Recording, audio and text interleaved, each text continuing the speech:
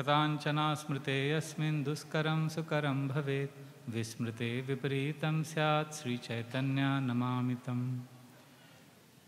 योऽन्ता प्रविश्य मम वाचमिमां प्रसुप्तान् सञ्जीवयत किल शक्तिधरा स्वधाम्ना अन्यांश्च हस्तचरणश्रवणात्वगादीन् प्राणान् नमो भगवते पुरुषाय तुभ्यम्।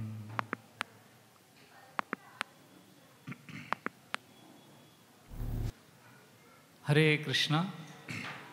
उपस्थित सभी भक्तों को मैं हृदय से उनका अभिनंदन करता हूँ, स्वागत करता हूँ और आपको धन्यवाद देता हूँ कि आप इस विशेष श्री कृष्ण जन्माष्टमी महामहोत्सव में आए हैं और इस बहुत ही सुंदर उत्सव का आपने आयोजन किया है, इसके लिए भी बहुत बहुत धन्यवाद। और मुझे बहुत आनंद हो रहा है क्योंकि आज सुबह से हम सेवा कर रहे हैं, सब लोग भगवान श्री कृष्ण की दिव्य लीलाओं का स्मरण चिंतन और भगवान के हरि नाम का कीर्तन कर रहे हैं। और इस तरह से अगर रोज़ प्रतिदिन ऐसा बीतता गया तो कितना अच्छा है, पर यह संभव नहीं है क्योंकि हमारी बहुत सारी जिम्मेदारियां हैं। पर अगर साल में एक दिन भी ऐसे हम आते हैं तो हमें विशेष ऊर्जा मिलती है, उत्साह मिलता है और हम साल भर भगवान का स्मरण चिंतन करते हुए अपने जिम्मेदारियों का निर्वाह कर सकते हैं। तो आज हम एक विशेष विषय पर डिस्कस करेंगे। जन्माष्टमी के महामहोत्सव के अवसर पर हम भगवान के एक विशेष भक्त के बारे में चर्चा करेंगे। जैसे ध्रुव महाराज की हमने कथा सुनी, वैसे और एक भक्त हैं जो भगवान से बहुत प्रेम करते थे, उनकी कथा सुनेंगे। तो उसके लिए पहले मैं आप सबसे प्रश्न पूछना चाहता हूँ। आप में से बहुत सारे लोगों ने इस्कॉन के बहुत सारे जो विग्रह हैं, राधा गोपीनाथ, राधा रास बिहारी, राधा गिरिधारी, ऐसे बहुत सारे विग्रह हैं, सबके विग्रहों का दर्शन किया होगा। अलग अलग मंदिरों में गए होंगे, राधा रमन जी का दर्शन किया होगा। तो क्या आप में से कितने लोगों ने भगवान के जो अर्च विग्रह है उनको स्माइल करते हुए देखा है? डीटीज को सबने देखा है ना, डीटीज का स्माइल? सबने हाथ उठाया। अभी मैं आपसे प्रश्न पूछता हूं कि आप में से कितने लोगों को पता है कि भगवान जो स्माइल कर रहे हैं वो क्यों कर रहे हैं? पता है? पता है तो हाथ उठाइए। अभी कोई हाथ नहीं उठा रहे। स्माइल करते हुए देखा है? हाँ, सबने हाथ उठाया। भगवान स्माइल क्यों करते हैं ये पता नहीं, और किसके ऊपर स्माइल कर रहे हैं वो भी पता नहीं। तो ये हमें क्यों पता नहीं होता? क्योंकि भगवान जो है बहुत डीप हैं। उनके जो हर कार्य, उनका सोच इट्स वेरी वेरी डीप। और शास्त्रों में कहा गया है, भक्ति रसामृत सिंधु में, भगवान कृष्ण की 3 चीजें जो हैं बहुत गहरे हैं, बहुत डीप हैं। 3 चीजें क्या हैं? पहला, भगवान का इंटेलिजेंस, वेरी डीप। दूसरा, उनका नेवल, नाभि।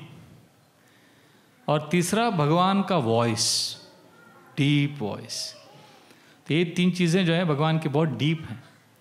तो उनका इंटेलिजेंस जो है बहुत डीप, और जो डीपर एस्पेक्ट्स है भक्ति का, और विशेष रूप से भगवान के बारे में अगर हमें एक्सेस करना है, अगर हम एक्सेस करेंगे उससे, तभी हम भगवान को अपने जीवन में अनुभव कर पाएंगे। नहीं तो जो हमारा धर्म है, हमारे जो आध्यात्मिक जीवन है, वो केवल सर पर रहेगा, head religion. It will not be heart religion. बहुत बड़ा अंतर है हेड रिलीजन में और हार्ट में।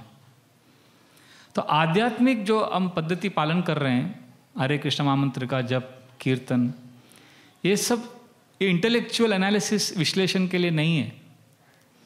ये हम इसलिए कर रहे हैं ताकि हम भगवान को अपने जीवन में विशेष रूप से एक्सपीरियंस कर सके। क्या आप चाहते नहीं है कि भगवान को एक्सपीरियंस कर सके? जैसे ध्रुव ने एक्सपीरियंस किया भगवान को। क्या हमारे लिए संभव नहीं है?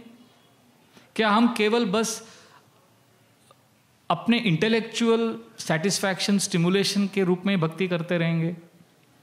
क्या भक्ति केवल हमारे सर पर रहेगा? Will it not enter our heart? अगर हम चाहते हैं कि भगवान को हम निश्चित रूप से व्यक्तिगत रूप से अपने जीवन में अनुभव करें तो 3 चीज़ों की आवश्यकता है। मैं उसमें से केवल एक टॉपिक लूँगा वो 3 में से।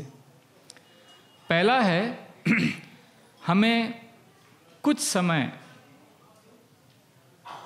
रोज़ निकालना होगा जहाँ पर हम अपने स्पेस में नहीं हैं, हम भगवान के स्पेस में हैं। सुबह से रात तक भले हम भक्त हों या नहीं हों, हम केवल अपने बारे में ही सोचते हैं। भगवान के सामने प्रार्थना भी करेंगे तो भगवान मेरा ये प्रॉब्लम है, मेरा life, it's all about me. But if you want to experience Krishna, at least some time we have to spend every day where it is not about me, it is not about my entertainment, it is not about my happiness, it is about Krishna.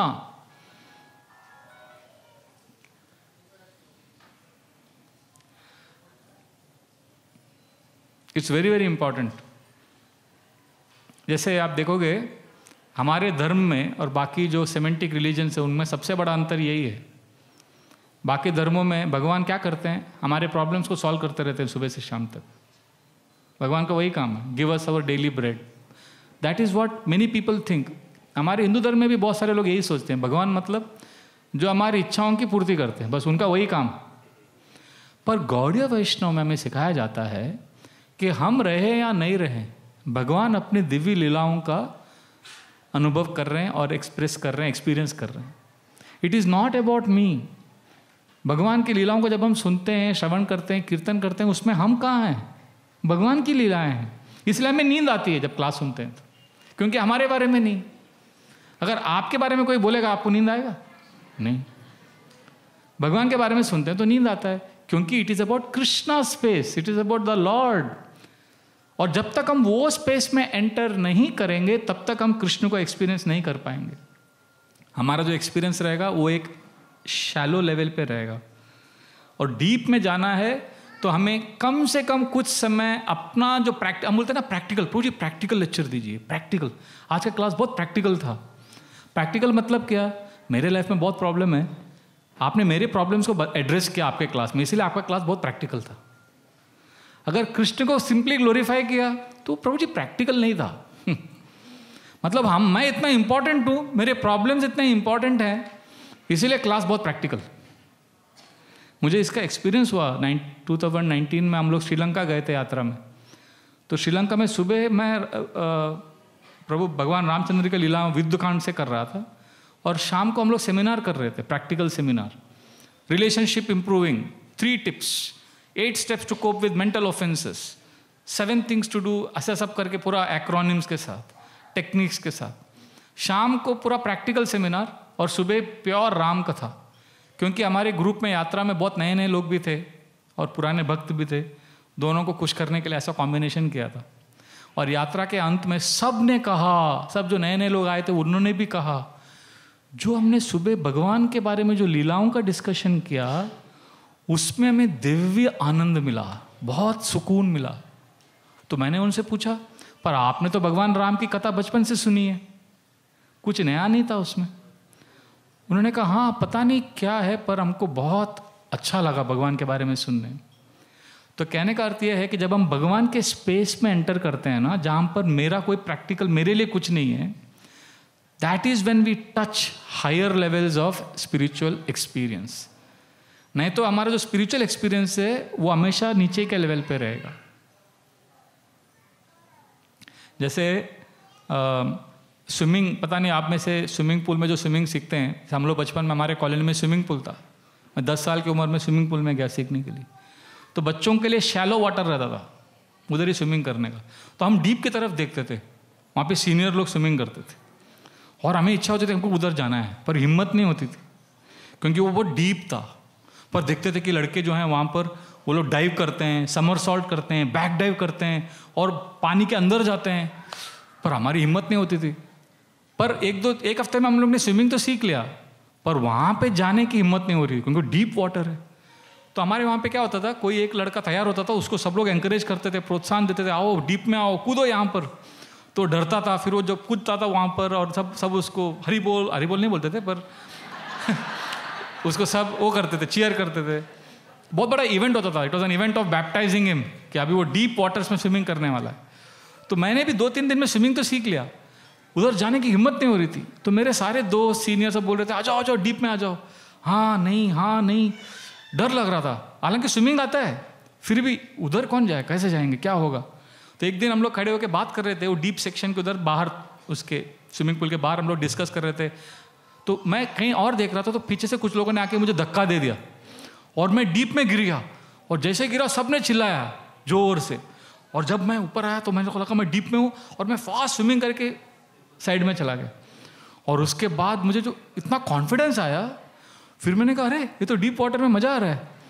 फिर पानी के अंदर गया, फिर under water, फिर diving किया, somersault, ये वो। फिर उसके बाद से कभी शैलो वाटर में गया ही नहीं, क्योंकि हायर टेस्ट मिल गया। तो कहने का मतलब है कि जब हम डीप कुछ चीज़ों का जो अनुभव करते हैं, कुछ डीप चीज़ें, तो फिर शैलो वाटर से मज़ा नहीं आता। तो भगवान के जो शुद्ध भक्त हैं, वो भगवान के पास अपना प्रॉब्लम लेके नहीं जाते हैं। वो भगवान की क्या इच्छा है, भगवान को क्या चाहिए, भगवान को कैसे संतुष्ट कर सकते हैं, वो ये सोचते हैं। इसलिए वो दिव्य आनंद का अनुभव कर रहे हैं, जो हमारे लिए वो केवल थियरी है। इसलिए जन्माष्टमी के पावन अवसर पर हमें इस एरिया में एंटर करना है। ठीक है, हम कृत्रिम ढंग से नहीं कर सकते ऐसा, भगवान का चिंतन स्मरण 24 घंटा भगवान के स्पेस में नहीं रह सकते, मानता हूँ। कम से कम 5 minute 10 minute, Krishna how can I please you, Krishna what is your desire, and glorify. Second is glorifying Krishna without expecting anything in return.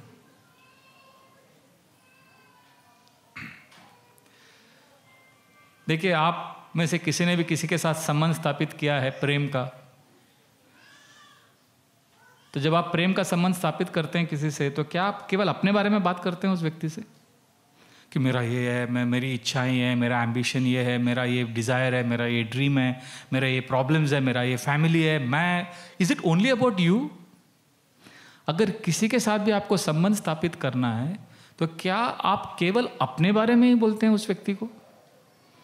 क्या आप उसको क्या अच्छा लगता है, उसकी क्या महत्वाकांक्षाएं, उसकी क्या डिजायर्स हैं, क्या वो आप सुनते नहीं हैं? वो भी सुनते हैं ना, कि नहीं? केवल अपने बारे में ही बोलते हैं, तो आपका संबंध कितना दिन चलेगा? If it is only about you, आपका रिलेशनशिप कितना दिन चलेगा? उसी प्रकार हम भगवान के साथ संबंध जोड़ना चाहते हैं, तो केवल हमेशा भगवान के सामने जाके अपने बारे में ही बोलना, इट्स ऑल अबाउट मी, नहीं।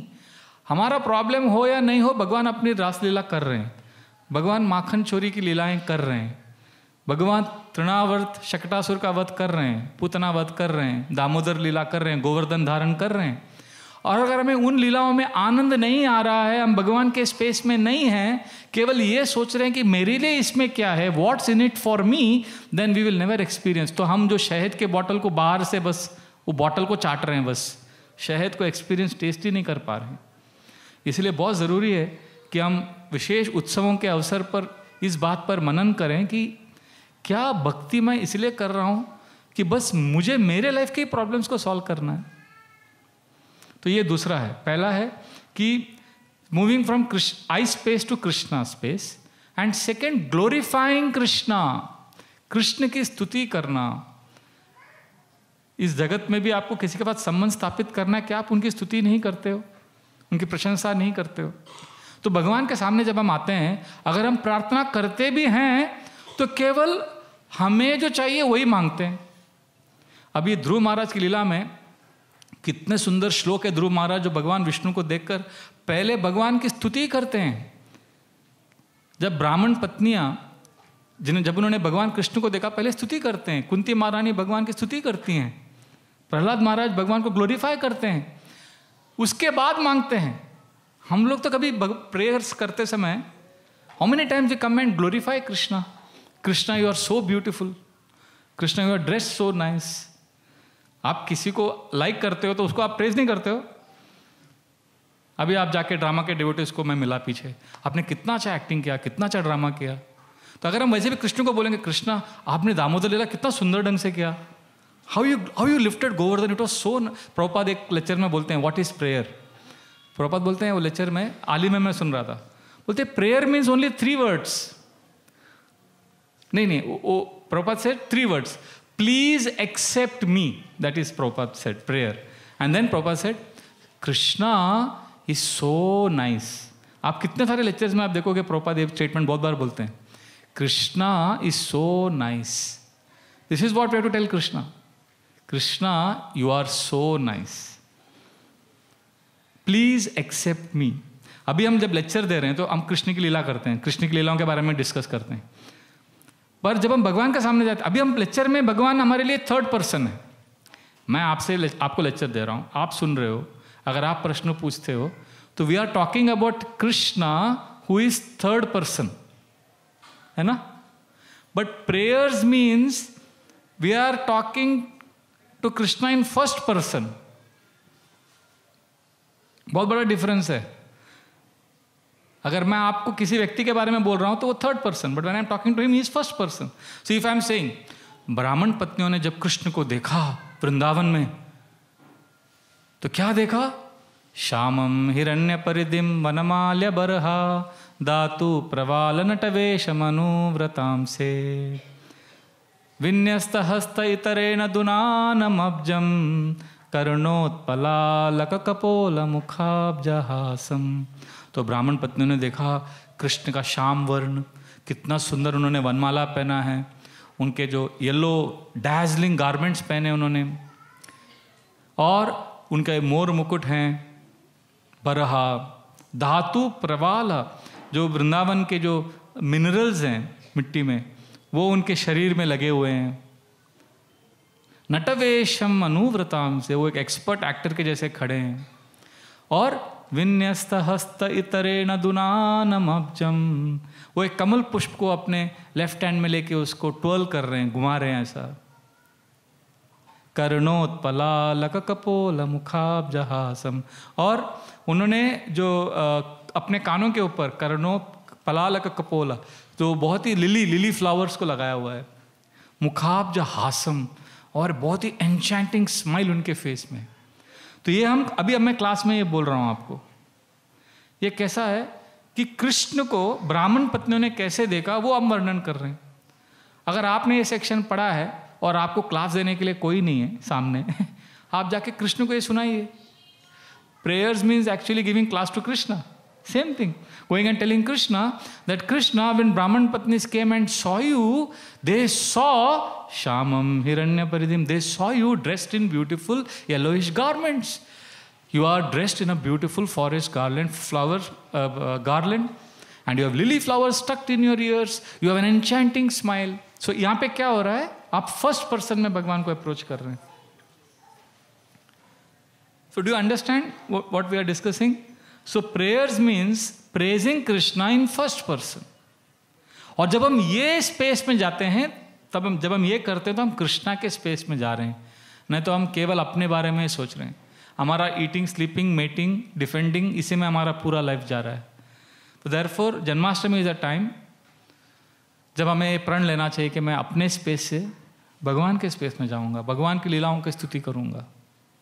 अदरवाइज हमारे प्रैक्टिकल प्रॉब्लम्स का सोल्यूशन ही कभी खत्म नहीं होगा, कभी our problems will never and.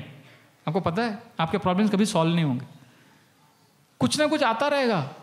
Lectures में भी हम देखते हैं कितनी बार, Prabhu ji how to become sincere, how to improve chanting, how to do this, how to do that, हमेशा how to become pure devotee, मेरे को प्योर डिवोटी बनना है। तो मैंने एक बार जननिवास प्रभु को पूछा प्योर डिवोटी बनना, उन्होंने कहा आपको क्यों बनना है प्योर डिवोटी? अच्छे हो, जैसे हो वैसे अच्छे हो। मैंने कहा ऐसे कि हमको तो प्योर शुद्ध भक्त बनना है।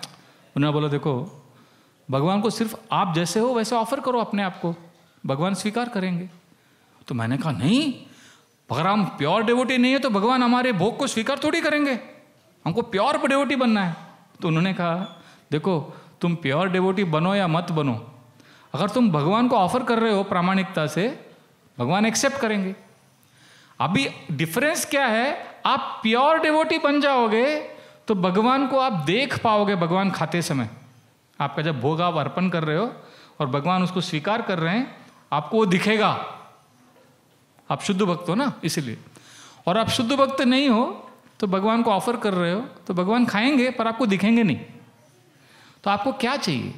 आपको भगवान को खिलाना है कि भगवान को खाते हुए देखना है? अगर भगवान को खिलाना ही है तो doesn't matter. So the point is, it's not that we don't want to improve, we don't want to remove the anarthas from our heart. What the point is, prayer means, Krishna, please accept me, and I want to offer what I have for Krishna's pleasure. So therefore, ये practical को side में रख के, let us enter Krishna's space. Prabhu, how to solve this problem? How to improve chanting? ISKCON में मैंने देखा बहुत बार devotees का how to questions बहुत रहता है. How to? तो हमारे निरंजन महाराज बोलते हैं, सारे how to do it questions का आंसर है do it. How to become humble, और कोई आंसर नहीं है उसका. मैंने एक्सपीरियंस किया है. मैं बोरीवली में 2004 से आ रहा हूँ, यूथ प्रीचिंग शुरू किया था. एक दिन लेक्चर में मैंने ऐसे ही बोल दिया कि अल्टीमेटली भगवान का नाम का आश्रय लेना है. This is the only solution. हरिनाम ही केवल सब कुछ है. तो सबने सुना, प्रसाद खाया, घर के चले गए. अगले हफ्ते क्वेश्चन पूछता है एक लड़का कि अच्छा प्रभु जी चैंटिंग कैसे करना है? तो मैंने कहा चैंटिंग करते समय श्रवण करना है, सुनना है हरिनाम को. Listening is everything. तो ये पहला हाउ टू क्वेश्चन था, हाउ टू डू इट. तो मैंने आंसर किया. अगले हफ्ते किसी और ने पूछा, प्रभु जी हाउ टू, आपने लास्ट टाइम बोला था we should listen to holy name, ये हाउ टू लिसन? तो मैंने कहा लिसन करने के लिए तो आपको थोड़ा सत्वगुण में रहना पड़ता है. पूरा सत्वगुण के ऊपर क्लास दिया.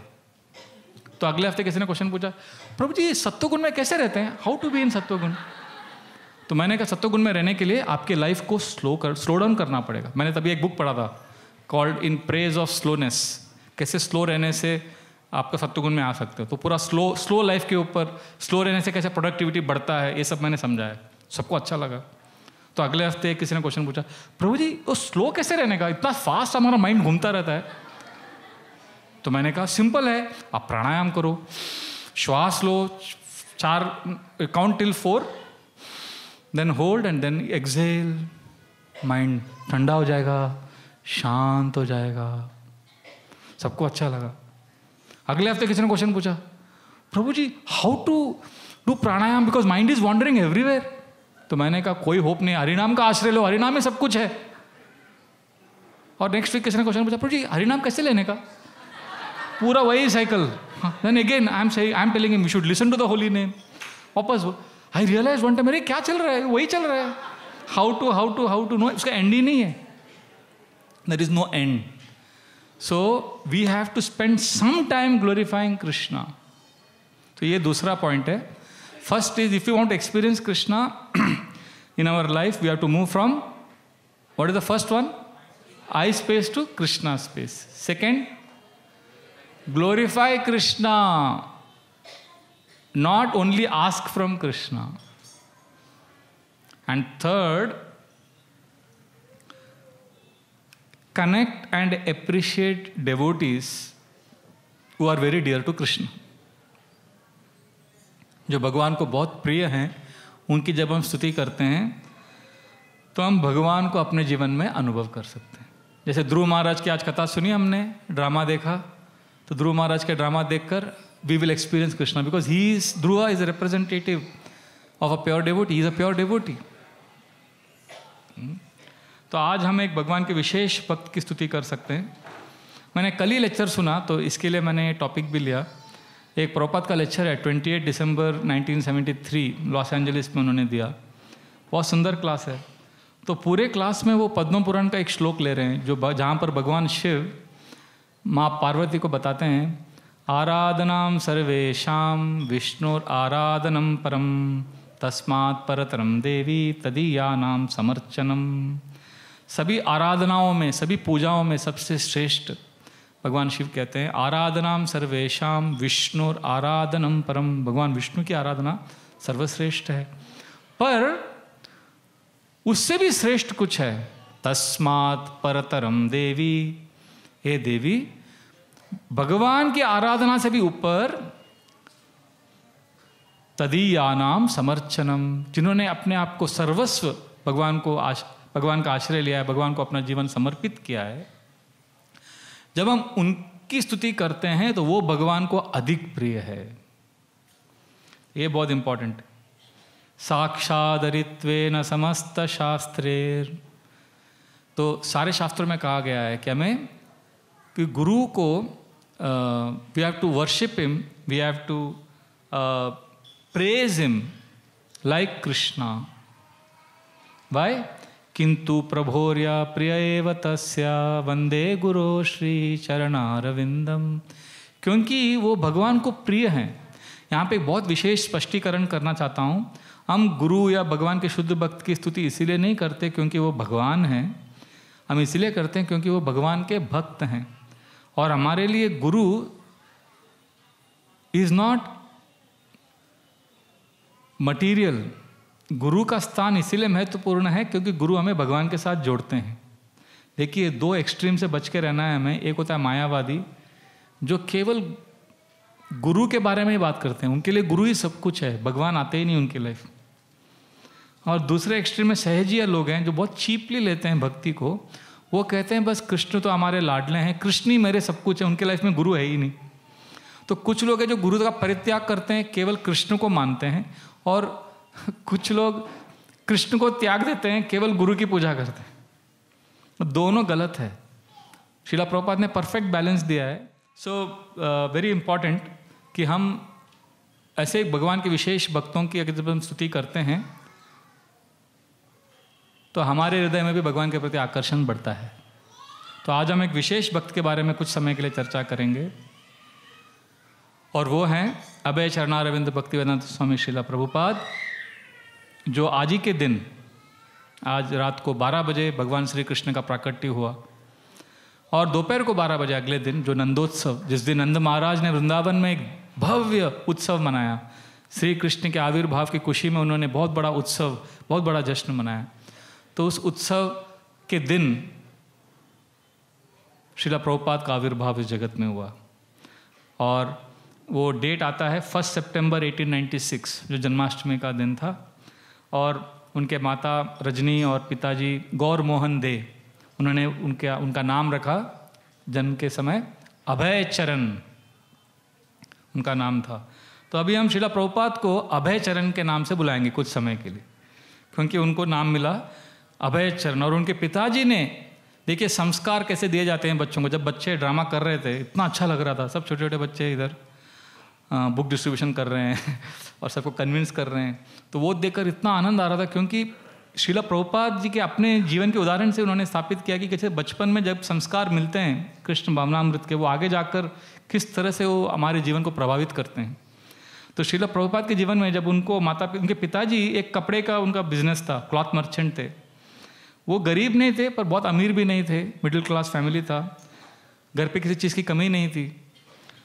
और उन्होंने बचपन से अभय चरण को कृष्णा कॉन्शियसनेस दिया।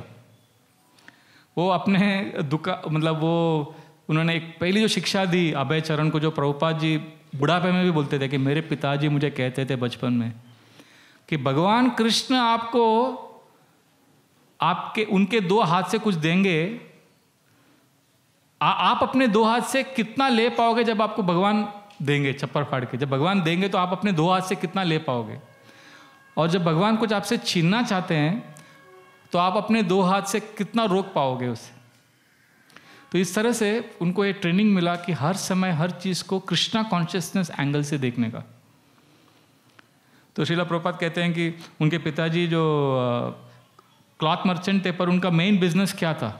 तो बहुत इंटरेस्टिंग है। देखिए, हम 1890s की बात कर रहे हैं, आज से 120 साल पहले का लाइफ कोलकाता में कैसा था, क्योंकि कलकत्ता में जन्म हुआ प्रभुपाद का। वो कहते हैं कि उनके पिताजी सुबह उठते थे 6 बजे, 6 बजे उठ के जाके फ्रेश फूल लेके आते थे अलग अलग जगह से। फिर 7:30 तक पूरा तैयारी हो जाता था पूजा का, फिर भगवान की पूजा करते थे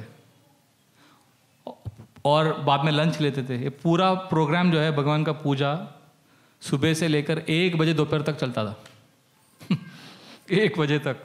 सोचिए तो क्या इंप्रेशन होगा बच्चे के माइंड में। फिर 1 बजे वो कपड़े की दुकान में जाते थे, फिर क्या करते थे 1 बजे से 3 बजे तक सो जाते थे दुकान में क्या बिजनेस है, आजकल कोई ऐसा करेगा। फिर 3 बजे फिर वो अपना शटर खोलते थे दुकान का, 3 बजे से फिर उनका बिजनेस चलता था। फिर रात को 9 बजे आते थे और आने के पहले दुकान में कुछ खाना रखते थे चूहों के लिए, ताकि चूहे कपड़े नहीं फाड़े शिवा को खुश रखते थे। तो फिर 9 बजे आते थे घर पे, तब तक अभय चरण सो गए होते थे। तो पिताजी आकर वापस पूजा करते थे। वो घंटी बजता था, टंग टंग टंग टंग टंग, तो अभय चरण उठ जाते थे। फिर वो भी जो पिताजी के साथ बैठ जाते थे पूजा के समय। फिर एंड में रात को पिताजी थोड़ा कुरमुरा खा के सोते थे, फिर अभय चरण भी उनके साथ थोड़ा खा लेते थे, फिर सो जाते थे। तो प्रभुपाद जी लेक्चर में बोलते हैं, मेरे पिताजी का my father's main business was puja and to maintain family he did little cloth business. तो इतना अच्छा लगता है वो सुन के कि मतलब देखिए कितना गौर मोहन दे की श्रद्धा थी कृष्णा पे, और बचपन से यही सिखाया। तो उन्होंने पिताजी को कहा, बाबा आप तो करते रहते हो कृष्ण की पूजा, मुझे भी करनी। तो उनको राधा कृष्ण के विग्रह दिए गौर मोहन दे ने। तो खेलते खेलते Prabhupada as Abhay Charan would worship कृष्णा's deity as a small child. और वो कहते हैं कि कृष्ण का स्मरण और चिंतन करना कितना आसान है, कितना सुलभ है, ये बताने के लिए उदाहरण देते हैं कि जब वो छोटे थे अपनी बहन के साथ खेलते थे बचपन में, और बचपन में पतंग उड़ाते थे, तो पतंग उड़ाते समय वो प्रे करते थे, Krishna let my kite fly high. So पतंग उड़ाते समय भी आप कृष्ण को याद कर सकते हो, है ना। हमारे एक डिवोटी को मैंने देखा स्कूल में, वो बच्चा है, उसको एग्जाम के लिए भाग रहा है, जगन्नाथ जी का डीटी को लेके भाग रहा है। जगन्नाथ जी को देखता है, फिर एग्जाम लिखता है। क्वेश्चन पेपर जगन्नाथ जी को पहले दिखाता है, फिर आंसर करता है, फिर आंसर लिखने के बाद आंसर शीट भगवान जगन्नाथ जी को दिखाता है। Always thinking of Jagannath, always thinking of Krishna. So ये बहुत इंपॉर्टेंट है। तो श्रील प्रभुपाद हमेशा बताते थे कि बचपन में हमको कृष्णा कॉन्शियसनेस संस्कार देना चाहिए। और अभय चरण की माँ कहती थी हम अपने बेटे को, उस समय लंदन जाना मतलब बहुत बड़ा चीज़ होता था, लंदन में जाके लॉयर बनना, बैरिस्टर बनना। तो महात्मा गांधी भी इंग्लैंड गए थे ना, लॉयर बने थे। तो रजनी देवी कहती थी कि हम अपने बेटे अभय चरण को लंदन भेजेंगे और लॉयर बनाएंगे।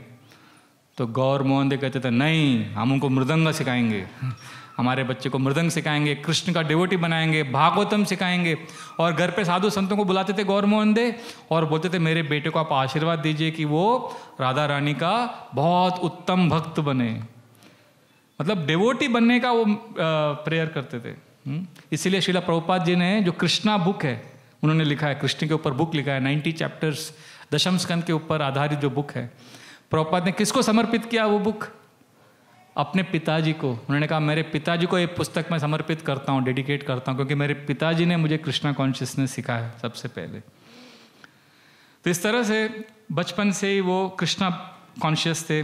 और जब कॉलेज में आए तो फिर कॉलेज की गतिविधियों में उलझ गए।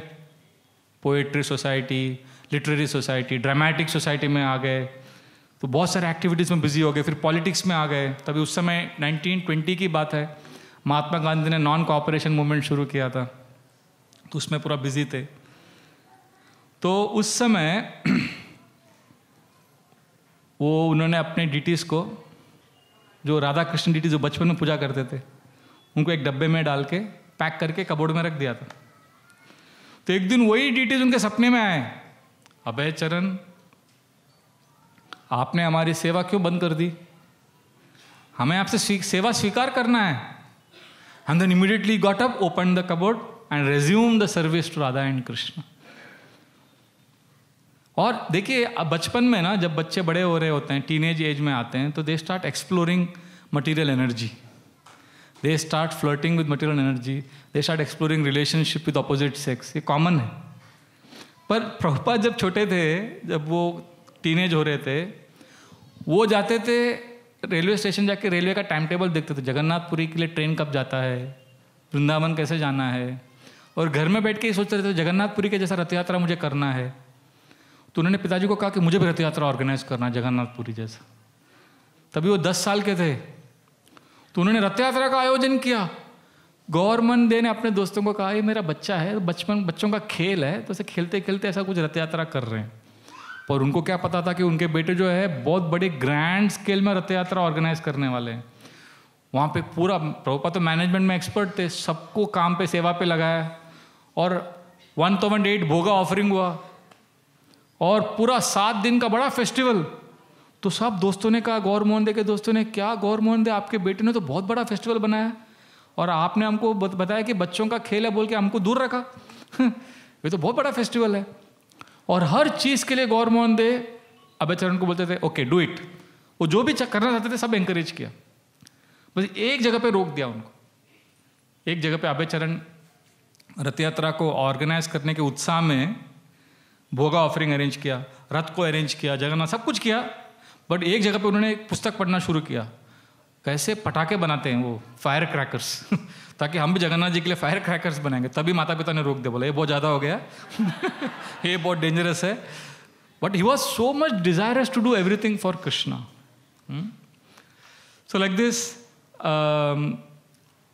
ये बहुत ही एक्स्ट्राऑर्डिनरी लाइफ स्टोरी है प्रभुपाद का। इसलिए आदि पुराण में भगवान कृष्ण अर्जुन को बताते हैं, न मे भक्त जना पार्था न मे भक्तश्च ते जना मद भक्ता नाम च ये भक्ता ते मे भक्त तमो मथा।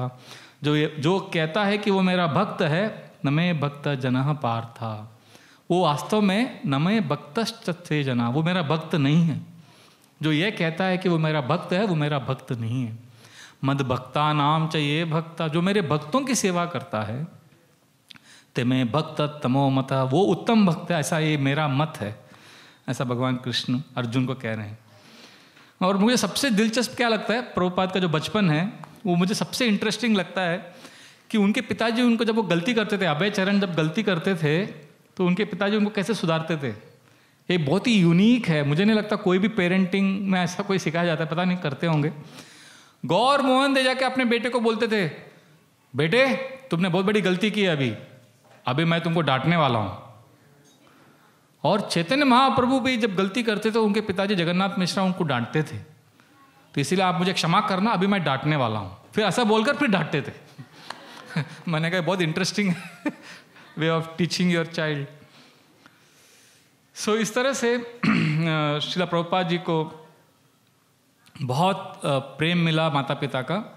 और उस समय फर्स्ट वर्ल्ड वॉर शुरू हुआ, स्कॉटिश चर्च कॉलेज में पढ़ते थे। फिर वो उस समय उनके कॉलेज में सुभाष चंद्र बोस भी थे। फिर सुभाष चंद्र बोस को प्रेसिडेंसी कॉलेज से निकाल दिया था फॉर पॉलिटिकल एक्टिविटीज़। तो फिर वो अभय चरण के सीनियर बने। तो Abhay was masters, he did graduation in English, philosophy, economics, और संस्कृत सोसाइटी के भी मेंबर थे। तो इस तरह से वहाँ पे जब लाइब्रेरी में बैठते थे तो उनके एक मित्र थे रूपेन मित्रा। तो रूपेन मित्रा ने कहा कि हालांकि अभय चरण नॉर्मल हमारे जैसे कॉलेज के स्टूडेंट थे, पर वो बहुत बार लाइब्रेरी में बैठकर अपने ख्यालों में खोए रहते थे, ऐसा देखते रहते थे ऊपर। तो मैं जाकर उनको पूछता था कि अभय तुम कर क्या रहे हो, तुम क्या सोच रहे हो।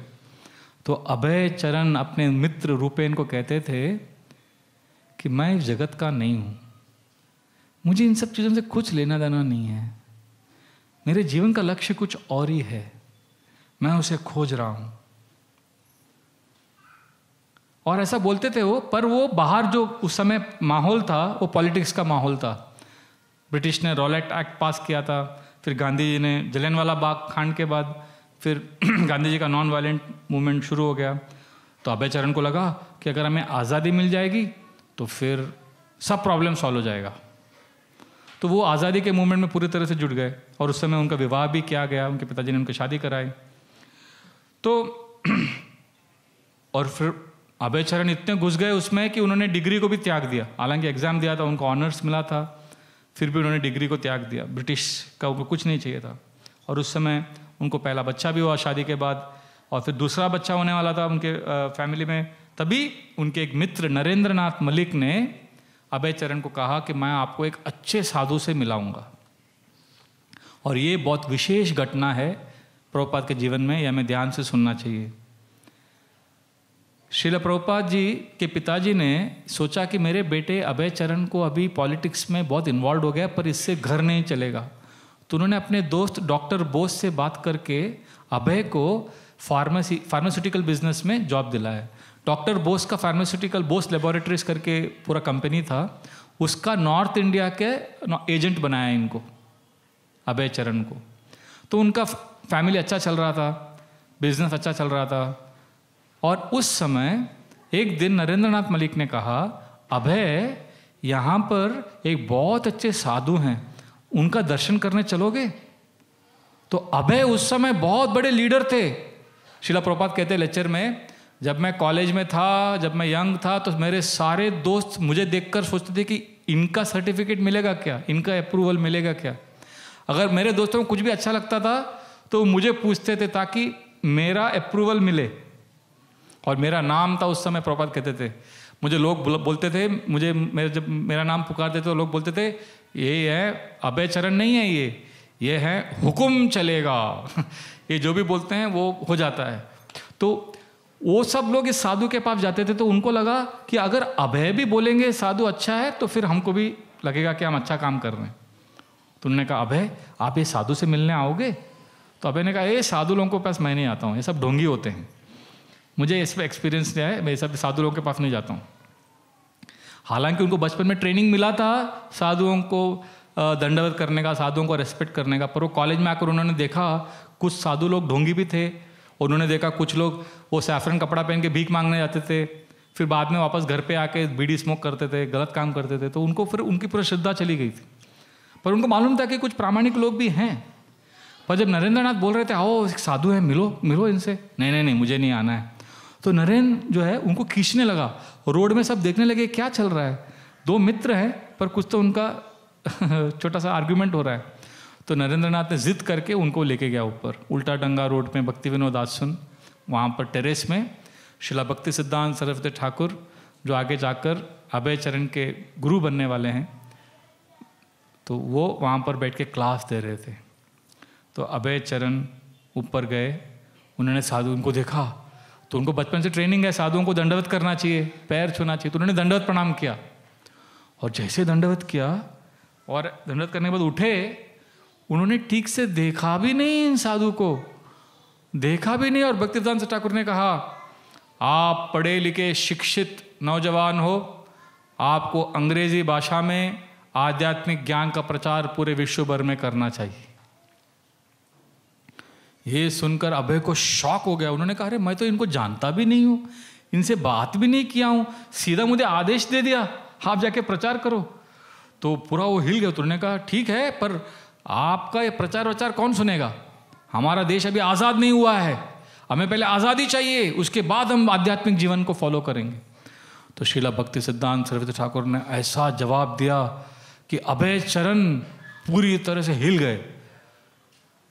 भक्ति सिद्धांत ठाकुर ने कहा हम आज़ादी के लिए रुक नहीं सकते, आज़ादी आएगी नहीं आएगी पता नहीं, वो कब आएगा पता नहीं, पर this is an emergency, Krishna consciousness emergency है, अभी इसे आप अपनाओ। तो वो शॉक हो गए ये आंसर सुनकर। फिर उनका डिबेट चला, 2 घंटा डिबेट चला और लॉजिकली भक्तिवेदांत ठाकुर ने उनको प्रूव किया कि life is temporary and precious, we should start now and if you are spiritually strong then everything will happen, don't wait for other. उन्होंने कहा कि आप बाहरी चीजों को सुधरने के लिए वेट मत करो, पहले आध्यात्मिक शक्ति को अपनाओ, आध्यात्मिक शक्ति अगर आपके अंदर आ गई तो बाकी बाहर का एडजस्टमेंट बाद में हो जाएगा।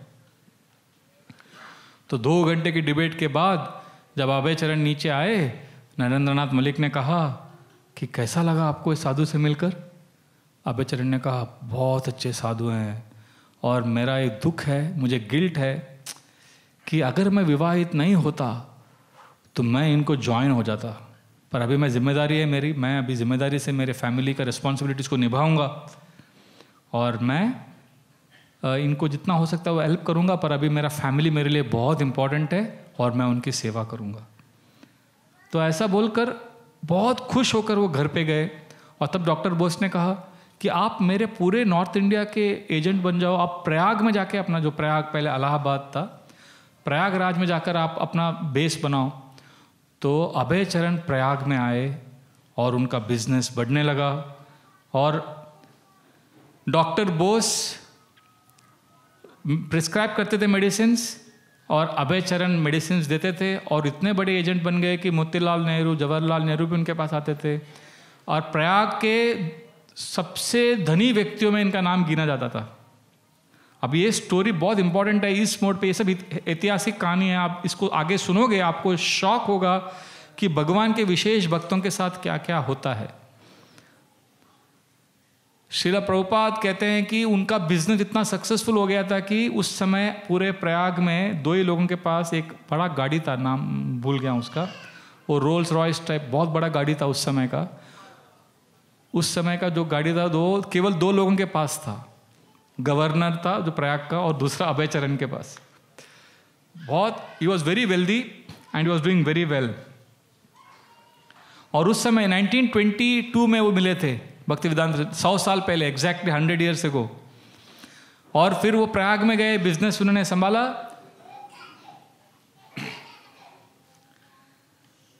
तो 6 साल निकल गया। 1928 में एक दिन वो दुकान में अपने फार्मेसी में बैठे थे, तो अतुलानंद ब्रह्मचारी, भक्ति प्रदीप तीर्थ महाराज, गौड़िया मठ के लोग आए। अभय चरण ने देखा, बोला, अरे आप तो वही डिवोटीज हो, वो तिलक, वैष्णव, सैफरन कपड़ा, आप लोग तो वही डिवोटीज हो, मैं आप लोगों को मिला हूँ कोलकाता में 6 साल पहले, आप भक्तिवेदांत ठाकुर के डिसाइपल्स हो। उन्होंने कहा, हाँ आप जानते हैं? तो हाँ मैं उनको मिला था। तो इस तरह से उनका इंटरेक्शन हुआ। और फिर अभय चरण को लगा कि अरे ये तो डिवोटीज हैं, तो मैं उनके साथ जुड़ जाता हूँ। और फिर अभय चरण सारे डिवोटीज को हेल्प करने लगे प्रीचिंग में, पूरा फंड रेजिंग किया। और इलाहाबाद प्रयाग का जो मंदिर है, कृष्णा टेम्पल जो गौड़िया मठ का, उसको एस्टैब्लिश करने में सबसे ज़्यादा फंड रेजिंग अभय चरण ने किया। अभय चरण सारे फ्रेंड्स को लेके आए, जगह जाके कीर्तन करते थे, प्रचार करते थे। और इस तरह से और 4 साल निकल गया, मंदिर खड़ा हो गया। और उस समय 1932 अक्टूबर में अभय चरण ने कहा, मैं वृंदावन जाता हूँ। और वहाँ पर कार्तिक के महीने में भक्तिवेदांत ठाकुर का दर्शन करने गए। और वहाँ पर अनाउंसमेंट हुआ कि आज सब लोग यात्रा में कोशी जाएंगे दर्शन करने के लिए शेषशाही विष्णु का। और यहाँ पर हमारे गुरु महाराज भक्तिवेदांत ठाकुर क्लास भी देंगे, जिसको क्लास में रहना है वो यहाँ पर रहिए, और जिनको यात्रा में दर्शन करने आना है वो आइए। तो अभय चरण ने सोचा, मैं दर्शन करके क्या करूँगा, मैं श्रवण करता हूँ। तो वहाँ पर क्लास में बैठ गए। उनको क्या पता था कि वो क्लास 5 घंटा चलेगा। वो भक्तिवेदांत ठाकुर क्लास देते, बोलते जा रहे थे कृष्ण कथा। बाकी जो सन्यासी बैठे थे, बाकी लोग जो बैठे थे क्लास में, उनकी बाकी सेवाओं के कारण वो उठ के चले गए, पर अभय चरण बैठकर सुन रहे थे बस। तो हो गया क्लास। फिर वो वृंदावन से वापस प्रयाग में आए। और अगले महीने नवंबर 1932 को भक्तिवेदांत सरस्वती ठाकुर प्रयाग में आए टेम्पल इनॉग्रेशन के लिए। और उस समय अतुलानंद ब्रह्मचारी, भक्ति प्रदीप तीर्थ महाराज ने जाकर भक्तिवेदांत सरस्वती ठाकुर को कहा कि प्रभुपाद, ये हैं अभय बाबू, बहुत बड़े डोनर हैं, बहुत बड़े इंडस्ट्रियलिस्ट हैं, बहुत बड़े फार्मेसी बिजनेस है इनका, और बहुत लोगों को लेके आए हैं, प्रीचिंग करते हैं, और बहुत फंड रेजिंग किया है, उनके वजह से मंदिर की स्थापना हुई है। इस तरह से इंट्रोडक्शन दिया। और इनको आपसे दीक्षा चाहिए, कल जो आप दीक्षा समारोह में भाग लेना चाहते हैं उनको दीक्षा चाहिए। तब भक्तिवेदांत ठाकुर ने क्या जवाब दिया? Yes, I know him, he loves to hear, he doesn't go away, I will initiate him tomorrow. उन्होंने ये नहीं कहा कि अच्छा आप बहुत अच्छे डोनर हैं, चलो आपको पहले मैं दीक्षा देता हूँ। उन्होंने वो डोनेशन का जो फैक्टर है उसको काउंट नहीं किया। उनकी जो श्रद्धा है श्रवण करने में, उसको नोट किया और उनको दीक्षा दिया। और वो प्रभुपाद कहते हैं बाद में लेक्चर्स में कि दीक्षा के बाद उनका लाइफ पूरा उल्टा पुल्टा हो गया, क्योंकि कृष्ण ने फिर टेक ओवर कर लिया। कृष्ण के वो पूरा कंट्रोल में आ गए। और फिर श्रीला प्रभुपाद जी का जो जीवन है बहुत इंटरेस्टिंग हो गया। अभी वो क्या कर रहे थे, नौकरी क्या कर रहे थे? वो प्रयाग फार्मेसी उन्होंने शुरू किया था प्रयाग में, और बहुत अच्छा व्यवसाय चल रहा था। ये उनका पहला बिजनेस था, अच्छा सक्सेसफुल चल रहा था। तो उस समय डॉक्टर बोस को एक लेटर आया कि डॉक्टर बोस को कंप्लेंट आने लगा कि अभय बाबू का जो है क्रेडिट वो सब डिफ़ॉल्ट हो रहा है, मतलब वो पेमेंट्स नहीं आ रहे। 10,000 रुपये का डिफ़ॉल्ट हो गया। 10,000 रुपये उस समय बहुत था। तो डॉक्टर बोस ने इन्वेस्टिगेशन कार्रवाई शुरू की। पता चला कि अभय चरण निर्दोष है, पर भाई क्रेडिट में नहीं दे सकता। और तो उन्होंने पूरा विड्रॉ कर लिया क्रेडिट और उनको छोड़ दिया, बोला but I can't give you any more credit. So रातों रात अभय चरण के पास कुछ नहीं रहा, उनको सब छोड़ना पड़ा। Overnight it collapsed. From being so wealthy, now he had nothing.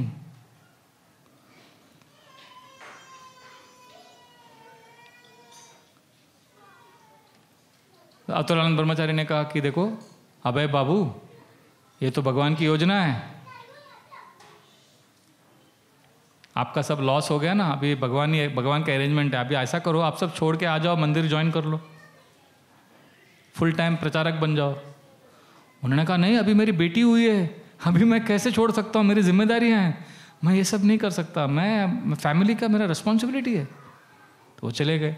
उन्होंने फैमिली में बताया अपने वाइफ को कि हमें भक्ति करना चाहिए, चैंटिंग करना चाहिए।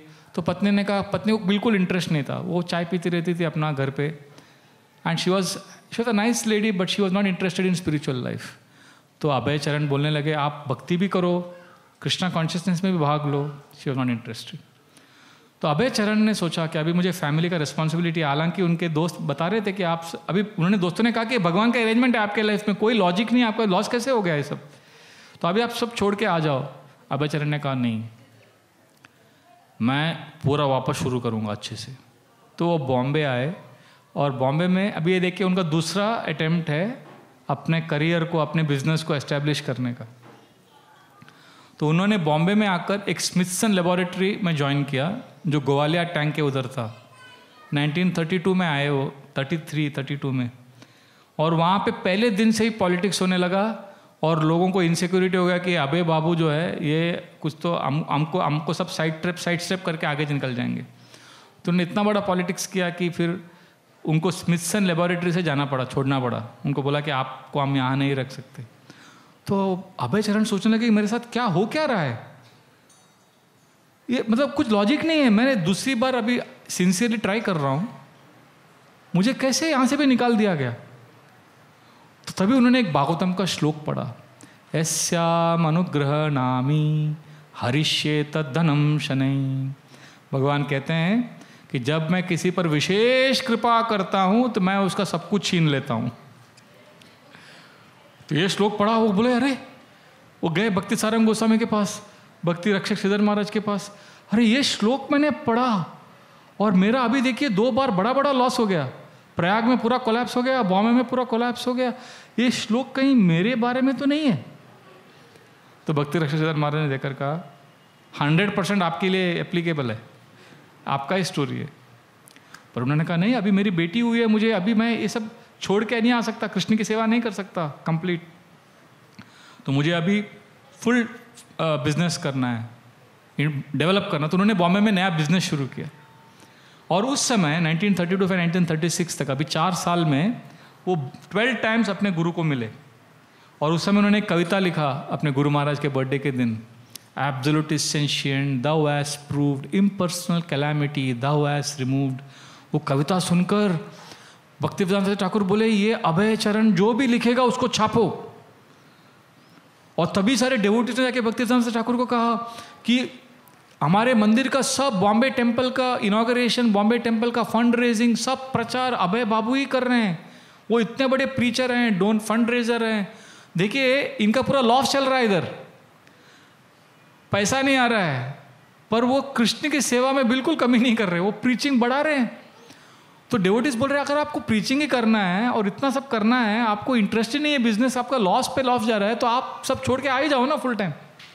तो नहीं, उन्होंने कहा नहीं, मैं दोनों करूंगा, मैं अपने फैमिली का रिस्पॉन्सिबिलिटी नहीं छोड़ूंगा। तो डेवोटीज ने कहा नहीं, पर कृष्ण का डिजायर देखिए आप, Krishna wants you to serve him full time. बोले नहीं, मैं तो सेवा करूंगा। तो उस समय डेवोटीज ने जाके भक्तिवेदांत ठाकुर को कहा कि आप अभय बाबू को बोलिए कि वो हमारे टेम्पल के प्रेसिडेंट बने, क्योंकि वही सब कुछ कर रहे हैं, वैसे वो प्रेसिडेंट बन जाएगा तो और अच्छा हो जाएगा प्रीचिंग। तो भक्तिवेदांत ठाकुर ने कहा नहीं, अभय बाबू को आप ऐसे रहने दीजिए, कुछ मत बोलिए उनको, जब टाइम आएगा सब कुछ वो अकेले करेंगे। ऐसा भक्तिवेदांत ठाकुर ने सर्टिफिकेट दिया। और उस समय जनवरी 1937 जनवरी 1 को भक्तिवेदांत ठाकुर इस दुनिया से चले गए, वो भगवत धाम चले गए। तो उस समय और तब तक प्रभुपाद का बॉम्बे का बिजनेस पूरा कोलैप्स हो गया। तो देखिए, पहला प्रयाग में एवरीथिंग गॉन, दूसरा बॉम्बे में ख़त्म हो गया। तो 1938 में प्रभुपाद ने 3rd इनिंग्स शुरू किया। उन्होंने पूरा जो उनकी संपत्ति थी, धन संपत्ति सब जमा करके कोलकाता में एक बहुत बड़ा इंडस्ट्री चालू किया। और पहले दिन से प्रॉब्लम शुरू हो गए। फैमिली में प्रॉब्लम, फैमिली वाले कोई सपोर्ट नहीं कर रहा है भक्ति के प्रचार के कार्य को। प्रीचिंग में कोई सक्सेस नहीं मिल रहा है, क्योंकि वो सरकार से पेपर मांग रहे हैं, पेपर नहीं दे रहा है सरकार, क्योंकि वो बोल रहे हैं कि युद्ध के लिए पैसे की कमी है, हमको युद्ध चल रहा है, 2nd world war. Bhaktivedanta Thakur ने उनको 1922 में बताया था कि इमरजेंसी क्या है, रियल इमरजेंसी कृष्णा कॉन्शियसनेस।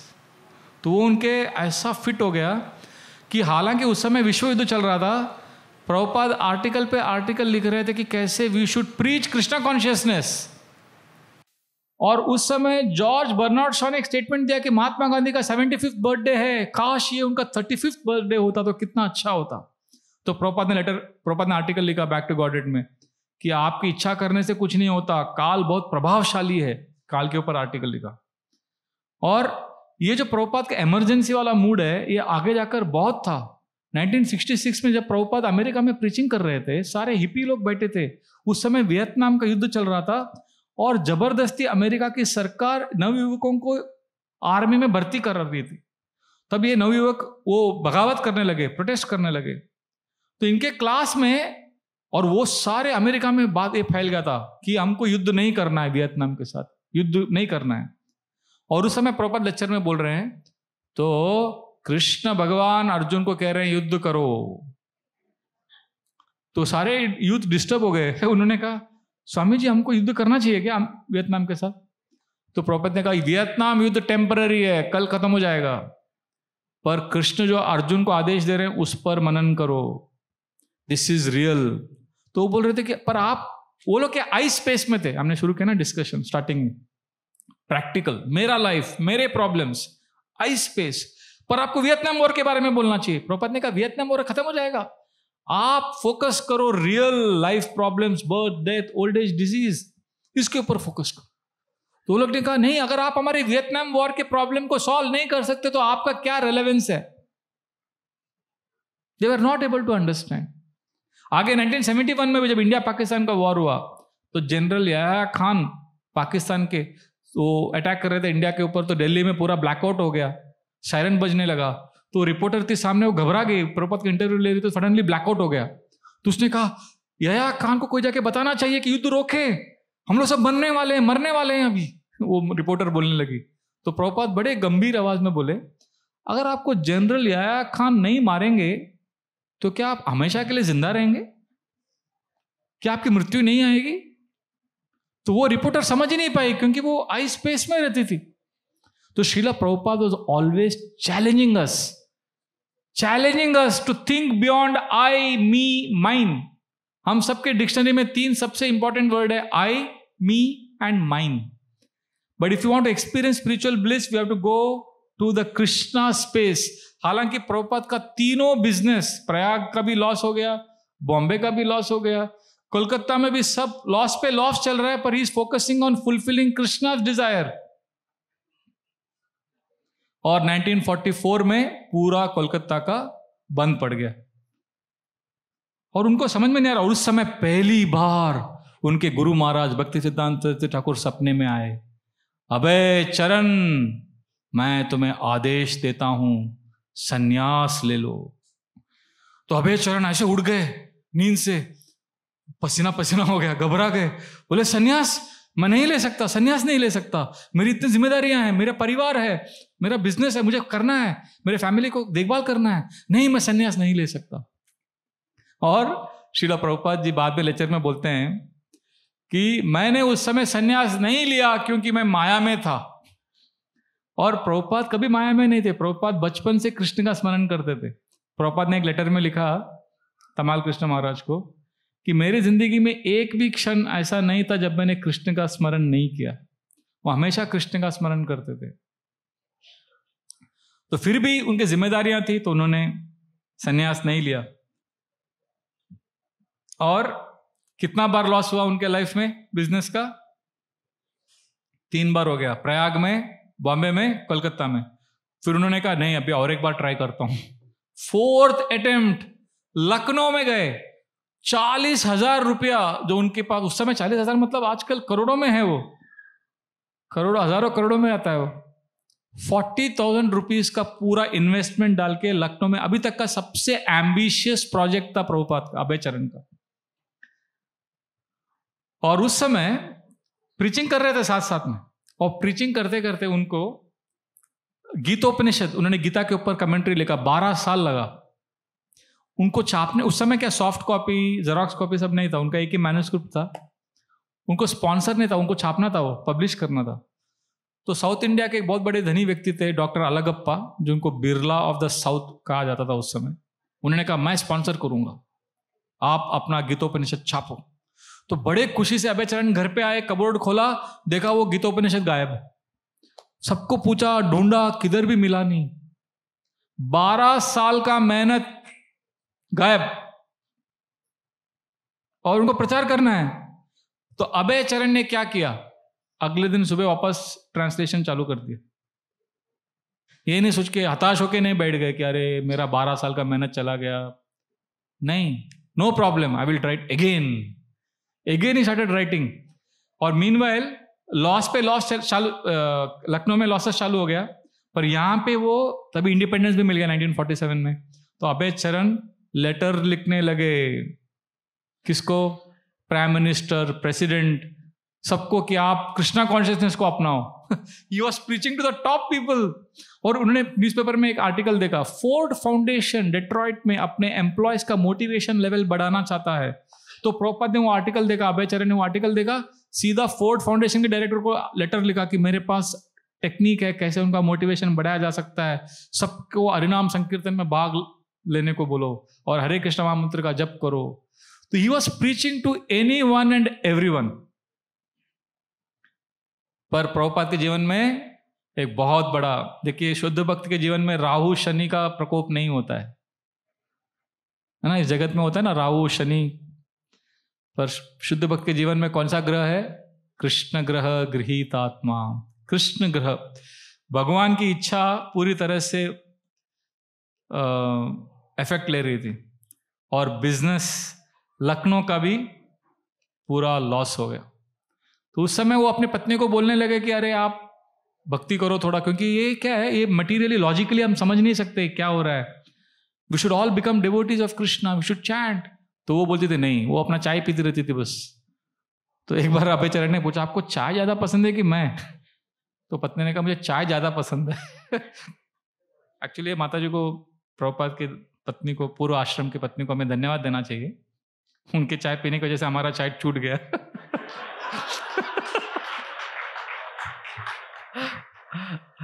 ये पास्ट टाइम है, लीला है, भगवान की दिव्य विशेष योजना है।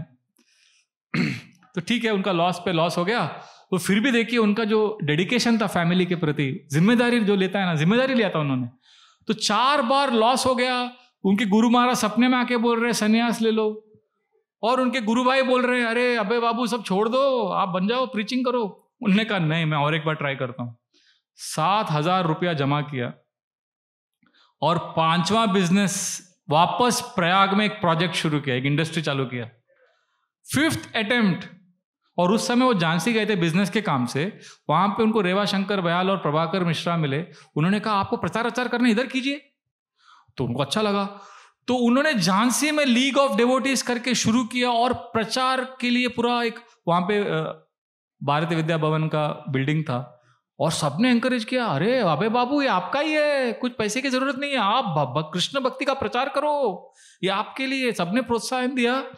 तो अभय चरण ने 10,000 रुपया खर्च करके उसका इनॉग्रेशन किया, ह्यूज प्रोग्राम, और पूरा उसका रजिस्ट्रेशन कराया, उसका पूरा इंस्टीट्यूशन बनाया। 10,000 rupees is spent on that entire establishing of league of devotees. सोचिए। और बनने के बाद वो रेवा शंकर बयाल और प्रभाकर मिश्रा ने कहा कि आपको इसका, ये आपको हम नहीं दे सकते, ये महिला समाज वाले ले रहे चाहते हैं। तो उन्होंने कहा पर आपने मुझे पहले प्रॉमिस किया था। फिर उस समय 2 माताएं थी, उस समय चंद्रमुखी और सूर्यमुखी, ऐसा उनका नाम है। उन्होंने बोला नहीं हमको चाहिए। तो गवर्नर मुंशी के पास गए, वो भारतीय विद्या भवन के इंचार्ज थे। तो उनकी पत्नी ने वो रेवा शंकर बयाल को बोला देखो आपका मूवी का थिएटर है 2-3, आपको लाइसेंस रिन्यू करना है तो हमको महिला समाज को दे दो। उन्होंने कहा नहीं, पर वो अभय बाबू ने, हमने उनको कमिट किया था, अभय बाबू कितना पैसा देंगे, हम ज़्यादा पैसा देंगे, ऐसा करके पूरा पॉलिटिक्स होने लगा। और अभय चरण के हाथ से वो भारतीय विद्या भवन चला गया, लीग ऑफ डिवोटीज बंद पड़ गया, 10,000 रुपये का लॉस हो गया। उधर बिजनेस चल रहा है, जो उनका 5वां अटेम्प्ट था प्रयाग में, वो पूरा लॉस हो गया। और उनको फिर उनके सर्वेंट का लेटर आया कि आपके प्रयाग में जो फैक्ट्री है उसको सारे लोगों ने उसको रात को पूरा तोड़ फोड़ के लूट के उसका सारा सामान लेके चले गए। अभी आपके पास उस फैक्ट्री में सामान भी नहीं है, फर्नीचर भी नहीं है, कुछ भी नहीं है, सब उठा के लेके गए। उस समय श्रील प्रभुपाद कहते हैं कि उन्होंने भागवतम खोला और वो श्लोक पढ़ा, यस्याहम अनुग्रह नामी हरिष्ये तद्धनम शनैः, जो उनके गुरु भाइयों ने पहली बार बोला था ना। ये 5वीं बार जब लॉस हुआ, वो श्लोक पढ़कर अभय चरण को हंसी आने लगी। बोला वाह भगवान कृष्ण, आपकी क्या लीला है, क्या विशेष कृपा है आपका हम पर। अभी आप ये मत सोचिए कि हम भी भगवान की विशेष कृपा के लिए वेट करेंगे, क्योंकि भगवान की विशेष कृपा बहुत भारी पड़ता है। एक बार एक व्यक्ति है राजीव गुप्ता जी, वो प्रभुपाद जी को मिले। प्रभुपाद जी ने कहा आप भक्ति कीजिए, भगवान का नाम लीजिए। तो उन्होंने कहा नहीं, मुझे क्या है ना, सिगरेट का थोड़ा एडिक्शन है। तो प्रभुपाद ने कहा आप सिगरेट छोड़ दीजिए।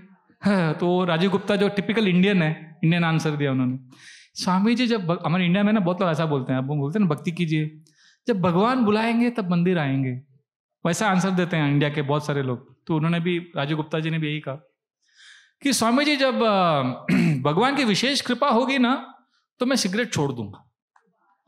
तो प्रभुपाद ने कहा आपको पता है विशेष कृपा क्या होता है? आपको मैं कहता हूं आप अपनी डिटर्मिनेशन से छोड़िए सिगरेट को।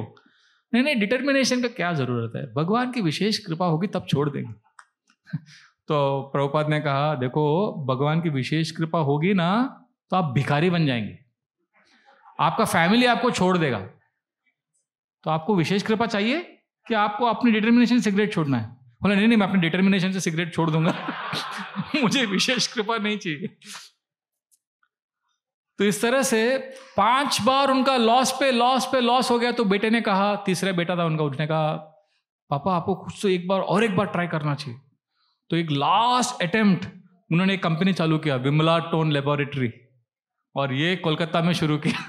देखिए निस्वार्थ भाव से अपने परिवार की सेवा डेडिकेशन के साथ उन्होंने किया। पर भगवान की जो विशेष योजना है वो हम समझ नहीं सकते, और वो कुछ लॉजिक नहीं है। पूरा लॉस, डे 1 से पूरा लॉस हो गया, और कुछ हफ्तों में पूरा वो ठप पड़ गया। तो वो बोल रहे कि क्या रहा है? तो उस समय घर में आए, देखा वो भागवतम का आश्रय लेते थे, भागवतम पढ़ते थे। वो देखा घर पे भागवतम पढ़ने आए, तो पत्नी ने भागवतम बेच दिया, चाय का बिस्किट ले लिया उसके बदले में। तो जब अभय चरण ने ये देखा, उनका दिल पूरा टूट गया। वो बोले मैं घर छोड़ के जा रहा हूं। घर से निकल गए, और जब घर से बाहर निकले तो पड़ोसियों को लगा, पत्नी को लगा, बच्चों को लगा कि अरे हमारे पापा, अरे हमारे अभय बाबू ये तो जाते रहते बिजनेस के लिए बाहर, तो अभी चले गए।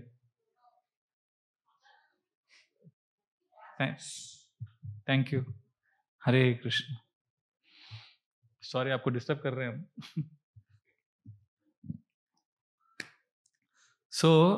उनको लगा कि अभय बाबू तो जाते रहते हैं बिजनेस के लिए, पर उनको पता नहीं था कि अभय बाबू अभी गए, कब भी आने वाले नहीं है। वो इतने उसमें आ गए थे, इमोशनल्स, इतना चर्निंग हुआ कि उनके पास अभी कुछ नहीं है। घर से निकले, कुछ ही नहीं था उनके हाथ में। तो उनको रियलाइज हो कि अभी मैं घर पे वापस नहीं जा सकता, मेरा सब कुछ चला गया। तो वो पड़ोसी के, उनके दोस्त के घर पे गए, 10 रुपया लिया उससे लेके। उनका एक दोस्त था, अभय चरण का एक दोस्त था, परमहंस महाराज, जाजी ग्राम, वहां पे ट्रेन लेके वहां गए, उनके मठ में जाके रहने लगे। और सुबह से रात तक माला करते थे, जप करते थे कि कृष्णा ये क्या हो रहा है मेरे लाइफ में। एक जमाने में इतने अमीर आदमी थे प्रयाग में, अभी उनके पास धोती कुर्ता के लिए पैसा नहीं था। और वो ये नहीं सोच रहे कि मेरे पास कुछ नहीं है, वो ये सोच रहे कि प्रचार कैसे करूं। तो उन्होंने परमहंस महाराज को लेटर लिखा कि मुझे प्रचार करना है, भक्ति का, भगवद गीता का प्रचार करना है, मेरे पास कपड़े नहीं है, आप क्या मुझे 10 रुपया 20 रुपया देंगे जिससे मैं धोती कुर्ता बनवा सकूं मेरे लिए। तो उनको धोती कुर्ता बनवाने के लिए फिर उनको सैंक्शन हुआ पैसा। तो इतने धनी व्यक्ति एक जमाने में, देखिए भगवान की विशेष योजना से क्या हो गया कि अभी वो उनके पास, he doesn't have money to buy one dhoti kurta, फिर भी वो इसलिए दुखी नहीं है कि मेरे पास कुछ नहीं है, वो ये सोच रहे हैं कि प्रीचिंग क्यों नहीं हो रहा है। फिर वापस झांसी गए, रिक्वेस्ट करने लगे मुंशी जी को कि अरे आप दे दीजिए बिल्डिंग, आपने प्रॉमिस किया था। कुछ नहीं। देखिए भगवान के शुद्ध भक्ति जब हम कथा करते हैं ना कि कैसे वो भगवान का चिंतन करते हैं, भगवान की लीलाओं में मग्न है, ये सुनकर बड़ा आनंद आता है।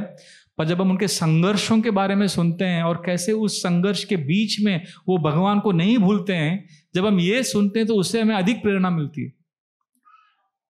ये बहुत इंपॉर्टेंट है, क्योंकि प्रभुपाद के अपने विवाहित, उनका 36 साल का विवाहित जीवन था, 36 ईयर्स वो मैरिड थे अपने वाइफ के साथ। तो उनके कितने बच्चे हुए? 8 बच्चे हुए थे।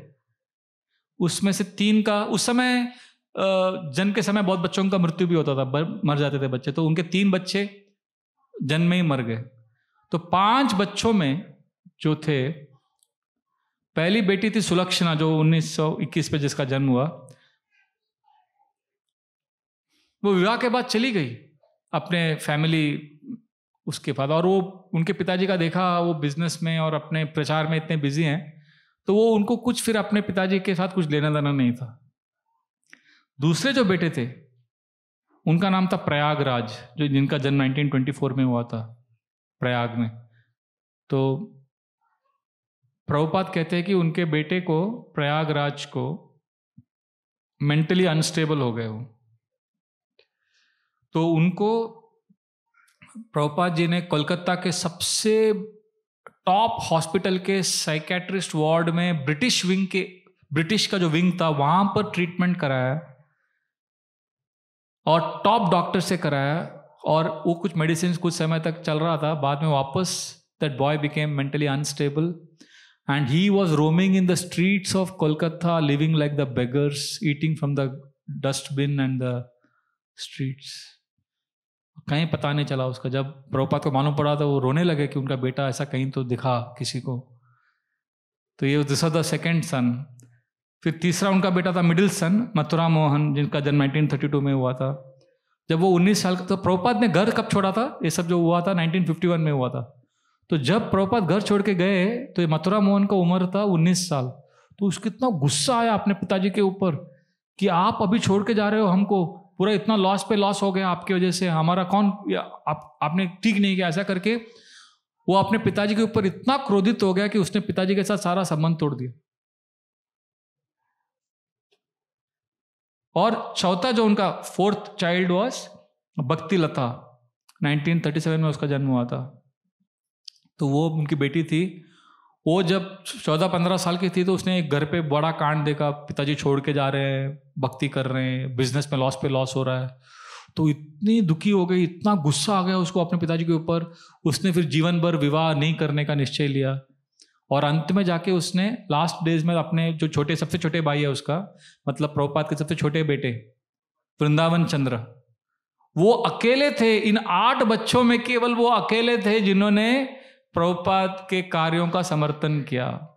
सोचिए आप पिता हैं, आपके 8 बच्चे हैं और कोई आपको सपोर्ट नहीं कर रहा है, एक बेटा बस आप जो कर रहे हो उसको अप्रूव कर रहा है। तो कितना पेन हुआ रहेगा उनको। पर फिर भी देखिए श्रीला प्रभुपाद जी का जो उदार दिल है, उनको परिवार से कुछ सपोर्ट नहीं मिला, पर उन्होंने पूरा अपना शरीर त्यागने के पहले उन्होंने इस्कॉन में इस तरह से सिस्टम बनाया। हरे कृष्णा, थैंक यू। उन्होंने हर महीना मंथली स्टाइपेंड रखा अपने फैमिली के लिए। तो हर महीना उनके पत्नी को और बच्चों को पेंशन मिलता था। प्रभुपाद के जाने के बाद उनका एक बुक है प्रभुपाद फाइनल डेज, तमाल कृष्ण महाराज को, बुक में कम से कम 50 बार इसका उल्लेख है, how Shrila Prabhupada took care of his family even after he left this world. तो see this that means he was very sensitive and very caring. तो सबसे लोनली फेज अभी था 1954 में, फैमिली सपोर्ट नहीं, बच्चे नहीं, पैसा नहीं, और फिर भी वो जा रहे हैं, बैक टू गॉडेड छाप रहे हैं, दिल्ली में पब्लिशर के पास जा रहे हैं और पब्लिशर देख रहा है कि ये आदमी ने खाया नहीं है 3 दिन से, आपने ब्रेकफास्ट लिया? नहीं, कोई फर्क नहीं है, पब्लिश करो इसको, छापो।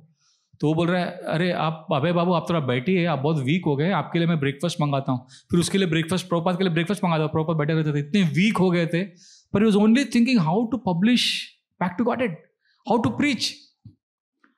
तो फिर सुमति मुरारजी करके इंडिया स्टीपशिप कंपनी के ओनर थी, उनके पास गए, प्रभुपाद देखिए मैं भागवतम लिख रहा हूँ, प्लीज आप उसको स्पॉन्सर कीजिए। उन्होंने कहा बाद में बात करती हूँ आपसे। तो 5 घंटा बाहर बैठे रहे। 5 घंटा बैठने के बाद उनका ऑडियंस मिला, फिर उनको स्पॉन्सरशिप मिला। He is only thinking of how to save the world.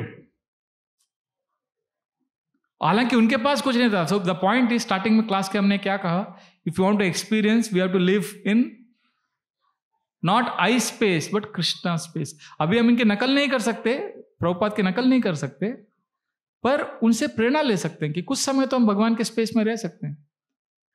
तो उस समय लोग उनको बैक टू गॉड लेके जाते थे, रास्ते में बांटते थे, तो लोगों को लगता भिखारी आ गए। उन्होंने कहा get out, get lost, we have no time करके किसी ने भगा दिया दिल्ली के स्ट्रीट में। तो हताश नहीं होते थे प्रभुपाद, वो रूम में आते थे, जो भी उनको दिन में अनुभव मिला उस अनुभव को एक आर्टिकल के रूप में ट्रांसलेट करते थे। तो उस दिन आर्टिकल लिखा उन्होंने, modern man no time disease, क्योंकि उनको उस व्यक्ति ने कहा कि हमारे पास टाइम नहीं। अगले दिन रोड पे गए, पुस्तक बांट रहे, एक व्यक्ति ने कहा ये क्या है? भगवान के बारे में। भगवान को किसी ने देखा नहीं है, गॉड डजंट एग्जिस्ट। तो उस दिन शाम को आए, आर्टिकल लिखा, आइज टू सी गॉड। तो जो भी नेगेटिव एक्सपीरियंस होता था उसको वो कृष्णा कॉन्शियसनेस परपोर्ट देते थे। इसलिए प्रभुपाद ने एक प्रभुपाद का लेक्चर है अगस्त 14, 1972, मे बी लॉस एंजलिस का लेक्चर है, ब्रह्मा संहिता के ऊपर। तो इसमें श्रीला प्रभुपाद जी कहते हैं कि एवरीबडी शुड राइट, ऐसा एग्जैक्ट वर्ड्स ऐसा है, राइट 2 लाइन्स, राइट 4 लाइन्स। आप बस लेक्चर सुनते रहते हो, लिखो कुछ। ऐसा प्रभुपाद क्लास में बोल रहे हैं। Shravanam is good but when you write it becomes smaranam, you should write. तो इसीलिए प्रभुपाद खुद करते थे वो ऐसा। और उस समय प्रभुपाद के पास कुछ नहीं, और वो लेटर लिख रहे हैं राजेंद्र प्रसाद को, जो उस समय देश के राष्ट्रपति थे। और ये लेटर जो है बहुत ही हृदय को छूने वाला लेटर है। वो लिख रहे हैं कि आप प्लीज ये मत समझिए कि मैं एक पागल आदमी हूं, I am not a mad man. मेरे पास भगवत धाम जाने का पूरा फॉर्मूला है, मेरे पास शास्त्रों का अध्ययन है, मेरे पास हरिनाम है। मैं आपसे निवेदन करता हूं कि आप प्लीज इसे सीरियसली लीजिए। और फिर उस लेटर में लिखते हैं, I am crying alone in wilderness, मैं अकेला यहां पर रो रहा हूं, ऐसा प्रॉपर लिखते हैं। इट्स वेरी इंपॉर्टेंट कि हम भगवान के शुद्ध भक्तों का ये रूप देखें। केवल उनको शक्त्यावेश अवतार के रूप में देखेंगे तो हम उनके संघर्षों से प्रेरणा नहीं ले पाएंगे। इसलिए जो मानवता है, जो ह्यूमैनिटी है, वो बहुत इंपॉर्टेंट है। जैसे अभी योगेश्वर प्रभु बुक लिख रहे हैं चैतन्य महाप्रभु के ऊपर, उस पे चैतन्य महाप्रभु की भगवत्ता को उन्होंने हाईलाइट नहीं किया है। उन्होंने पूरा चैतन्य महाप्रभु का जो डीलिंग्स है हरिदास ठाकुर के साथ, रामानंद राय के साथ, इतना इमोशनल बनाया वो बुक को कि कोई भी पढ़ेगा रोने लग जाएगा। Because that emotions, that remember in the beginning what we said, Krishna consciousness is a heart religion, it is not a head religion. Ultimately we want to understand scripture so that we develop emotions for Krishna. और कुछ नहीं है हाथ में। Proper publisher को बोल रहे हैं खाने के लिए कुछ पैसा नहीं है, दिन से ब्रेकफास्ट नहीं लिया है। वो बोल रहे हैं बैक टू गॉड छापना है, देखो हमको 10,000 कॉपी अमेरिका के लिए देना है और 4,000 बेल्जियम के लिए और 15,000 चाइना में बांटना है। Planning all this big things. और फिर गांधी जी को लेटर लिखा उन्होंने 1947 दिसंबर में कि देखिए महात्मा गांधी जी, आप अभी पॉलिटिक्स छोड़ दीजिए, अभी देश को आज़ादी मिल गई है, आपने भगवत गीता के ऊपर इतना बोला है, अभी आप भगवत गीता को सीरियसली पढ़िए, नहीं तो आपका जो है बहुत ही दुर्भाग्यशाली अंत होगा, क्योंकि आप पॉलिटिक्स में अभी भी हैं। आप ऐसा मत कीजिए, छोड़ दीजिए सब राजनीति और भगवत गीता का आश्रय लीजिए। आपको 80 साल हो गया है, अभी आप क्या कर रहे हैं सब। ऐसा करके प्रभुपाद ने बड़ा स्ट्रांग लेटर लिखा और एंड में ये भी लिखा कि अगर आप राजनीति को नहीं छोड़ेंगे तो आपका दुर्भाग्यशाली अंत होगा। ये दिसंबर 1947 में लिखा और जनवरी 1948 में महात्मा गांधी को मार दिया गया। So he knew what is going to happen. एक बार प्रभुपाद का ऐसा पास्ट टाइम है, एक बार डिवोटी ने कहा प्रभुपाद को, प्रभुपाद जी आप ना गांधी से भी ग्रेट हैं। तो प्रभुपाद ने कहा ऐसे क्यों कह रहे हो?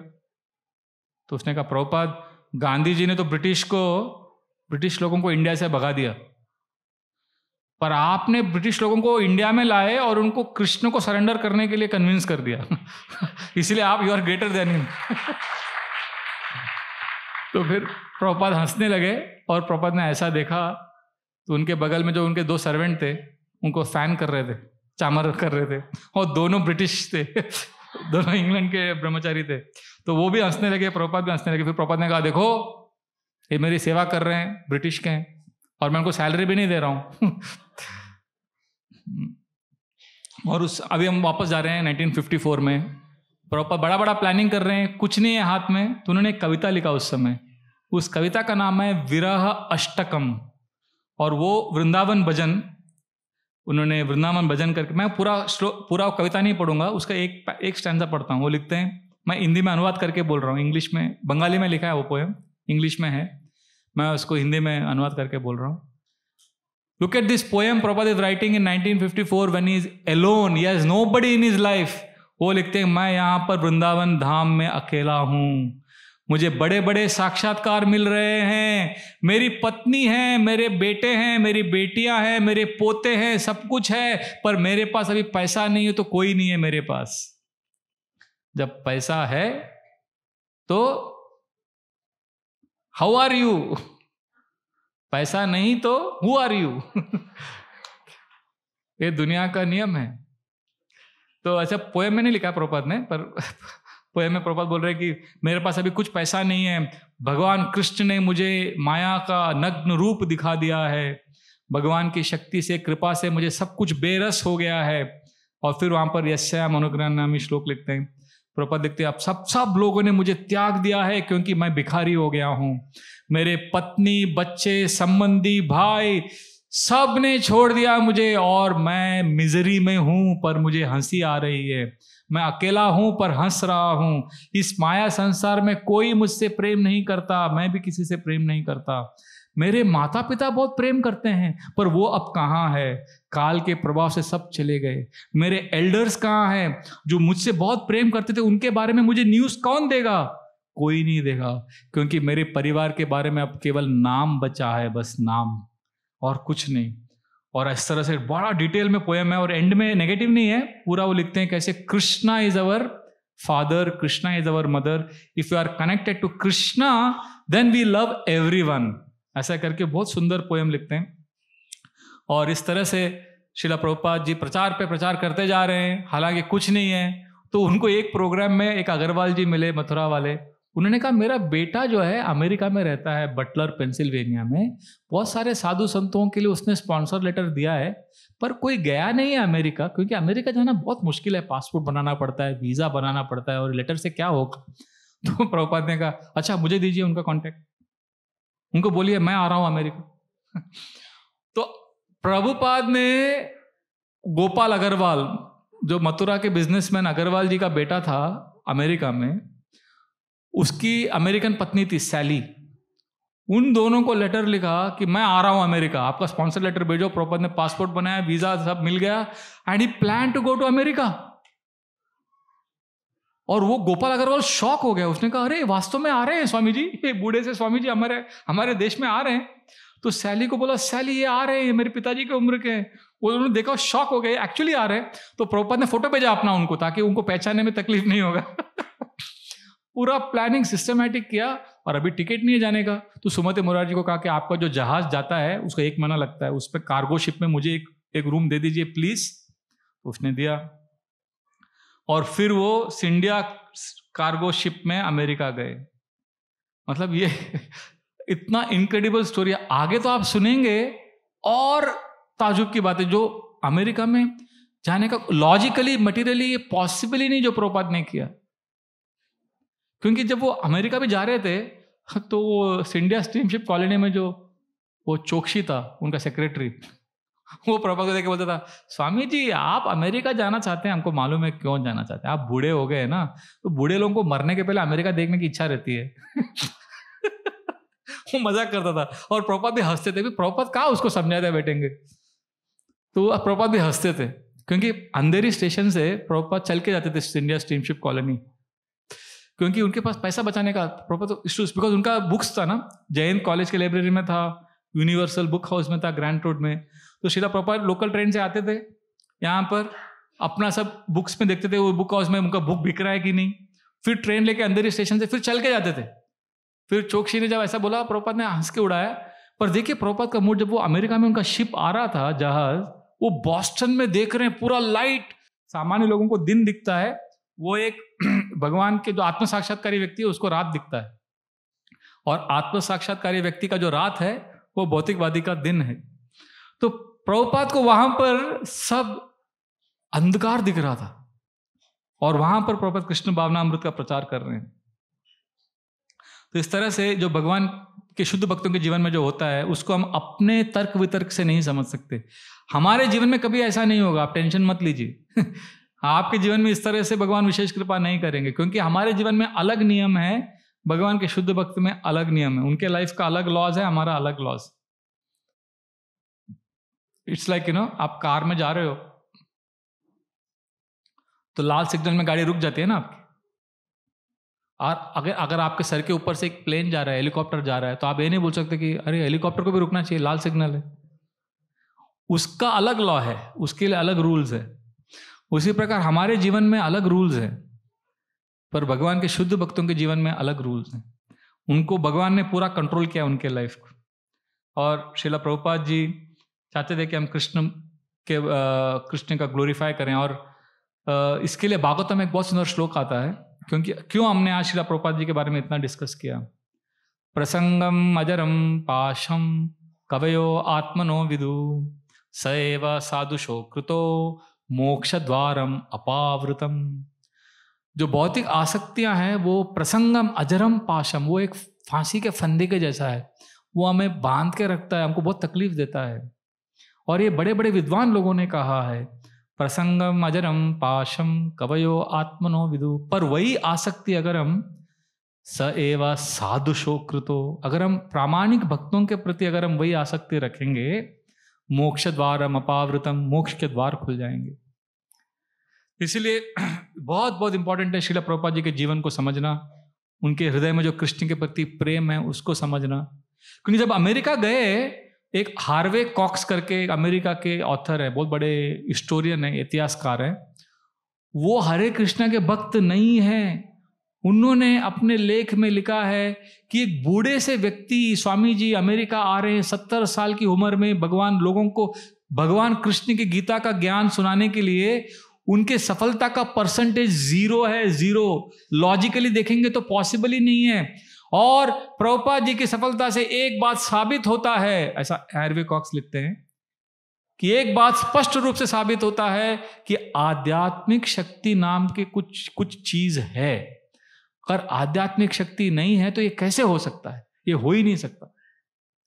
तो अलग अलग कारण देते हैं कैसे ये हो ही नहीं सकता। पहला तो आप देखिए, प्रभुपाद जी एक बूढ़े व्यक्ति हैं जो अमेरिका जा रहे हैं, वो बोलते हैं, और प्रभुपाद ने खुद कहा, आई वेंट ऑन अ वेग मिशन। उनको 3 महीने का वीजा मिला था।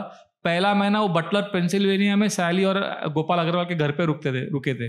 दूसरा महीना डॉक्टर राममूर्ति मिश्रा के उधर रुके थे। तीसरा महीना उन्होंने एक कमरा लिया, रूम नंबर 307। डॉक्टर मिश्रा भी शॉक हो गए, आपके पास कुछ पैसा नहीं, आप एक रूम भाड़े पे ले रहे हो, आप कैसे चलाओगे, पैसा कहां से आएगा? नहीं, आ जाएगा, मैं बुक बेचूंगा, मेरा भागवतम आ जाएगा। पर आप क्यों जा रहे हो? आप इधर कंफर्टेबल हो, 1 महीना तो रहना है अमेरिका में। नहीं, मुझे प्रचार करना है। मतलब इट इज इलॉजिकली इम्पॉसिबल। तो बूढ़े से व्यक्ति हैं, कुछ मिशन नहीं है, कुछ प्लानिंग नहीं है। ऐसा नहीं कि उन्होंने सोचा मैं अमेरिका में जाऊंगा, पहला journey of self discovery course करूंगा, उसके बाद एडवांस कोर्स करूंगा, फिर लोगों को एक माला में लाऊंगा। ऐसा कुछ प्लानिंग नहीं है। और अमेरिका के बारे में कुछ नॉलेज ही नहीं है उनको कृष्ण के बारे में सब पता है। अभी बहुत सारे हमारे क्रिश्चियन मिशनरी भी आते हैं, उनको भी नॉलेज नहीं रहेगा, फिर भी उनके पास पैसा रहता है। प्रभुपाद के पास पैसा भी नहीं था, 40 रुपए लेके गए थे, और वो 40 रुपया भी प्रभुपाद लिखते हैं कि वो अमेरिका में 6 घंटे के खर्च के लिए काफी था बस, और वो रुपया उन्होंने वैसे ही रखा। जब इंडिया आए ना 1969 में, एयरपोर्ट से वो चिप्पीवाड़ा में उनका जो रूम था, वो रूम में जाने के लिए टैक्सी के लिए यूज किया वो 40 रुपया मतलब वो 40 रुपए लेकर अमेरिका गए और कुछ सपोर्ट सिस्टम नहीं, और नो प्लान ऑफ एक्शन। और प्रभुपाद लिखते हैं कि प्रभुपाद कहाँ गए प्रचार करने के लिए? आप सोचिए, बौरी में गए। बौरी मतलब आज की जो सबसे गंदा जगह होगा बॉम्बे में। आप सोचिए वहां पे कोई जाके बोलता है मैं कृष्ण भावनामृत का प्रचार करूंगा। It's crazy what Prabhupada did. और कौन से समय में गए? काउंटर कल्चर मूवमेंट, हिप्पी के समय, जहां पर हिप्पीज लोग बोलते थे उस समय कोई भी 30 साल की उम्र से अधिक रहेगा व्यक्ति, उसको पर उस पर कभी विश्वास नहीं करना चाहिए। और प्रभुपाद जी डबल से ज्यादा था, 70। So basically it is illogical. और सबसे ज्यादा उन्होंने प्रचार क्या किया? इलिसिट सेक्स नहीं करना चाहिए, इंटॉक्सिकेशन, ड्रग्स नहीं लेना चाहिए। मतलब वो जो कर रहे हैं उसके एग्जैक्ट ऑपोजिट इज प्रीचिंग। 1896 में इनका जन्म हुआ और 1966 में जा रहे हैं और कृष्ण भावनामृत का प्रचार कर रहे हैं मॉडर्न हिपीज को। अभी हमको ये सब बातों पर विश्वास है, हम जानते हैं कि ये सत्य है क्योंकि हमारे पास वीडियोस है, बुक्स है। पर अगर ये सब नहीं होता ना, बहुत सारे लोगों को विश्वास ही नहीं होगा कि ऐसा हुआ है। आपने चैतन्य महाप्रभु का वो पास टाइम सुना है? झारखंड में जाते हैं चैतन्य महाप्रभु, और झारखंड के जंगल में चैतन्य महाप्रभु ने कीर्तन करके शेर, सांप, इन सबको नचाया कीर्तन में। ये जब हम पास टाइम बोलते हैं नास्तिकवादी लोगों को, नास्तिकवादी लोग बोलते हैं अरे ये सब माइथोलॉजी है, ये 500 साल पहले हुआ, किसने देखा है, ये तो आपके बुक में लिखा है। ऐसा लोग बोलते हैं। मैं आपको बोलता हूं, अगर कुछ डिजास्टर की वजह से अगर सब वीडियो सब बंद पड़ गया, केवल बुक रह गया, आज से 500 साल बाद लोग जब पढ़ेंगे ये पास टाइम बोलेंगे इम्पॉसिबल, ये तो हो ही नहीं, ये तो काल्पनिक कहानी है, ऐसा बोलेंगे लोग। क्योंकि जिस तरह से हुआ है ड्रामेटिक सक्सेस। तो ऐसे बहुत सारे स्टोरीज हैं आगे कि जब वो शिप में गए, 13 अगस्त फ्राइडे था 1965, अमेरिका जा रहे हैं, 1 महीने का ट्रिप है, और 5 दिन ही नहीं हुआ वो जहाज में उनको उल्टी आने लगी, सी सिकनेस होने लगा, और फिर जहाज में उनको भयंकर हार्ट अटैक। तो प्रभुपाद लिखते हैं कि मुझे लगा मैं मरने वाला हूं, और इतना पेन हो गया, बट ही जस्ट टॉलरेटेड। और उनको सपना आया उस समय, और सपने में भगवान कृष्ण आए और नाव चला रहे हैं, और भगवान कृष्ण ने कहा अभय चरण आप मेरे नाव में आ जाओ। और जैसे वो आंख खोल के देखा, पेन चला गया। That and then there was different kind of pain. He started feeling pain of separation from Vrindavan. He was remembering Krishna, Vrindavan. और फिर he came, और उस समय जो अटलांटिक ओशन से जा रहे थे तो कैप्टन पांड्या, वो शिप के कैप्टन थे, वो बोल रहे थे कि मैं 40 साल से जहाज चला रहा हूँ अटलांटिक ओशन में, अमेरिका जाता हूँ कार्गो शिप। पहली बार ये जो अटलांटिक ओशन इतना स्मूथ था। तो इसलिए स्वामी जी आपके वजह से हुआ है, आपका कुछ तो शक्ति होगा। उन्होंने कहा नहीं, आपके जहाज को कृष्ण चला रहे हैं इसलिए ऐसा हो रहा है। So then he came to America. और आगे बहुत इंटरेस्टिंग है कि मैं सब फास्ट फॉरवर्ड कर दिया हूँ पास्ट टाइम।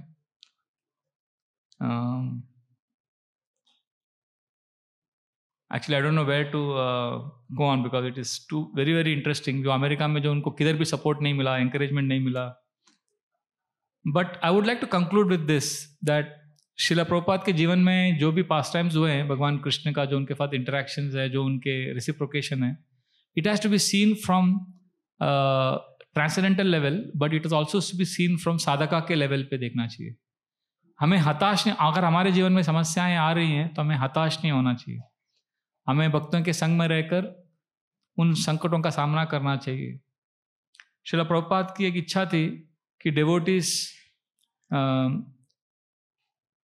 प्रभुपाद लिखते हैं एक जगह पे कि डिवोटीज जो ये सोचते हैं कि मैं भक्ति अकेला करूंगा, वो बड़े मूर्ख हैं, क्योंकि कलयुग में इतना विकर्षण है, इतना डिस्ट्रैक्शन है। We need association. और इसके लिए शिला प्रभुपाद ने इस्कॉन संस्था की स्थापना की। और संस्था से जुड़कर अगर हम रहेंगे और भक्ति करेंगे तो भक्ति का मार्ग जो है बहुत सरल हो जाता है।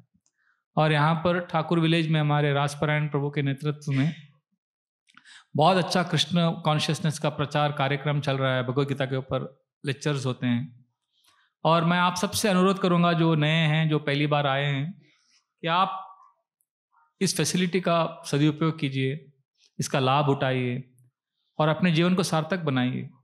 मैं देख रहा हूँ पूरे दुनिया में कृष्णा कॉन्शियसनेस किस तरह से फैल रहा है, किस तरह से लोगों पे इम्पैक्ट हो रहा है। अभी पिछले हफ्ते मैं लंदन से आया, वहाँ पर मुझे एक व्यक्ति मिला। आप सोचिए, वो व्यक्ति नास्तिकवादी है, उसका नाम है रोमन। मैंने इसलिए नाम बोल रहा हूँ क्योंकि अगर यूट्यूब पे भी जाएगा उसको भी वो भी सुनेगा ये स्टोरी। और वो इतना अच्छा लड़का है, ब्रिटिश लड़का है, अंग्रेज है 100%। उसकी माँ स्विट्जरलैंड की है, पिताजी ब्रिटिश है। वो नास्तिकवादी है, उसको कुछ धर्म से लेना देना नहीं था। और ऊपर से इतना ही नहीं, वो आईटी इंडस्ट्री में काम करता था और एकदम मॉडर्न जो लोगों का बुरे आदतें होती है सब था उसके पास। और ज्यूरिक में काम कर रहा था। और ज्यूरिक में काम करते करते एक दिन उसने गौर गोपाल दास, हमारे गौर गोपाल प्रभु का वीडियो देख लिया।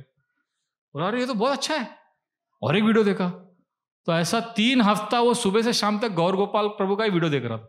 बोला अरे ये व्यक्ति क्या मस्त बोल रहा है, ये पर है क्या, कपड़ा वपड़ा, एक कॉस्ट्यूम क्या पहना है, मेरे को जानना है इसके बारे में। तो फिर वो ढूंढते ढांढते कुछ इंटरनेट में देखा, मालूम पड़ा तो ज्यूरिक में इस्कॉन मंदिर है, वहां पे पहुंच गया। अभी जो ज्यूरिक गए हैं, जो इस्कॉन मंदिर गए हैं आपने देखा होगा, जैसे वो एंटर करते हो वहां पे जो नोटिस बोर्ड है, कौन सी भाषा में लिखा होगा नोटिस बोर्ड? आपको लगेगा इंग्लिश में लिखा होगा, या स्विट्जरलैंड के लोग जर्मन भाषा बोलते हैं तो जर्मन में होगा। नहीं, वहां के सब नोटिस बोर्ड में तमिल भाषा में लिखा है क्योंकि पूरा कांग्रेगेशन तमिल के लोग आते हैं। तमिल श्रीलंका के तमिल है, हमारे इंडिया के तमिल नहीं, रेफ्यूजीज हैं। तो वो बिविल्डर हो गया, बोले क्या है।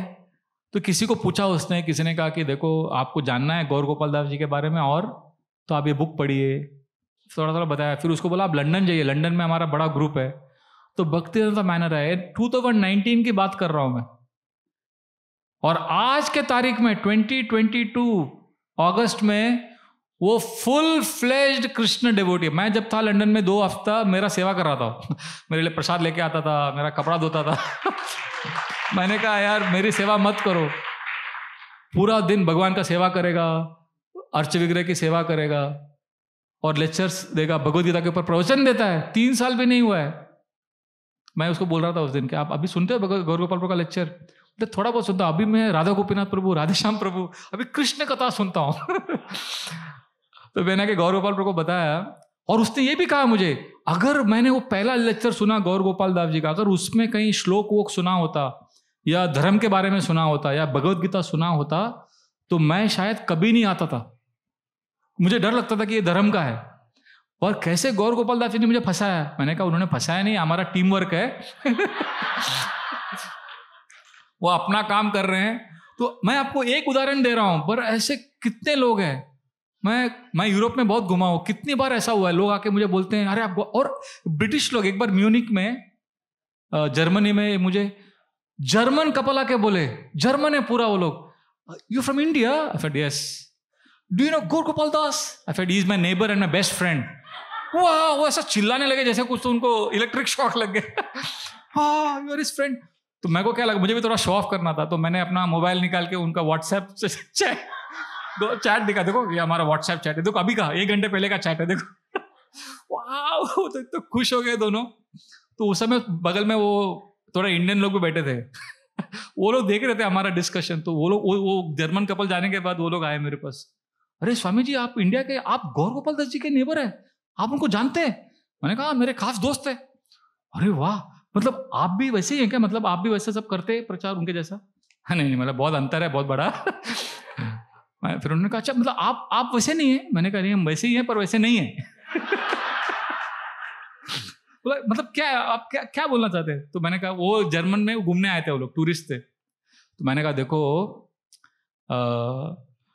हम है ना, हम भीड़ का हिस्सा है और गौर गोपाल दास भीड़ की वजह है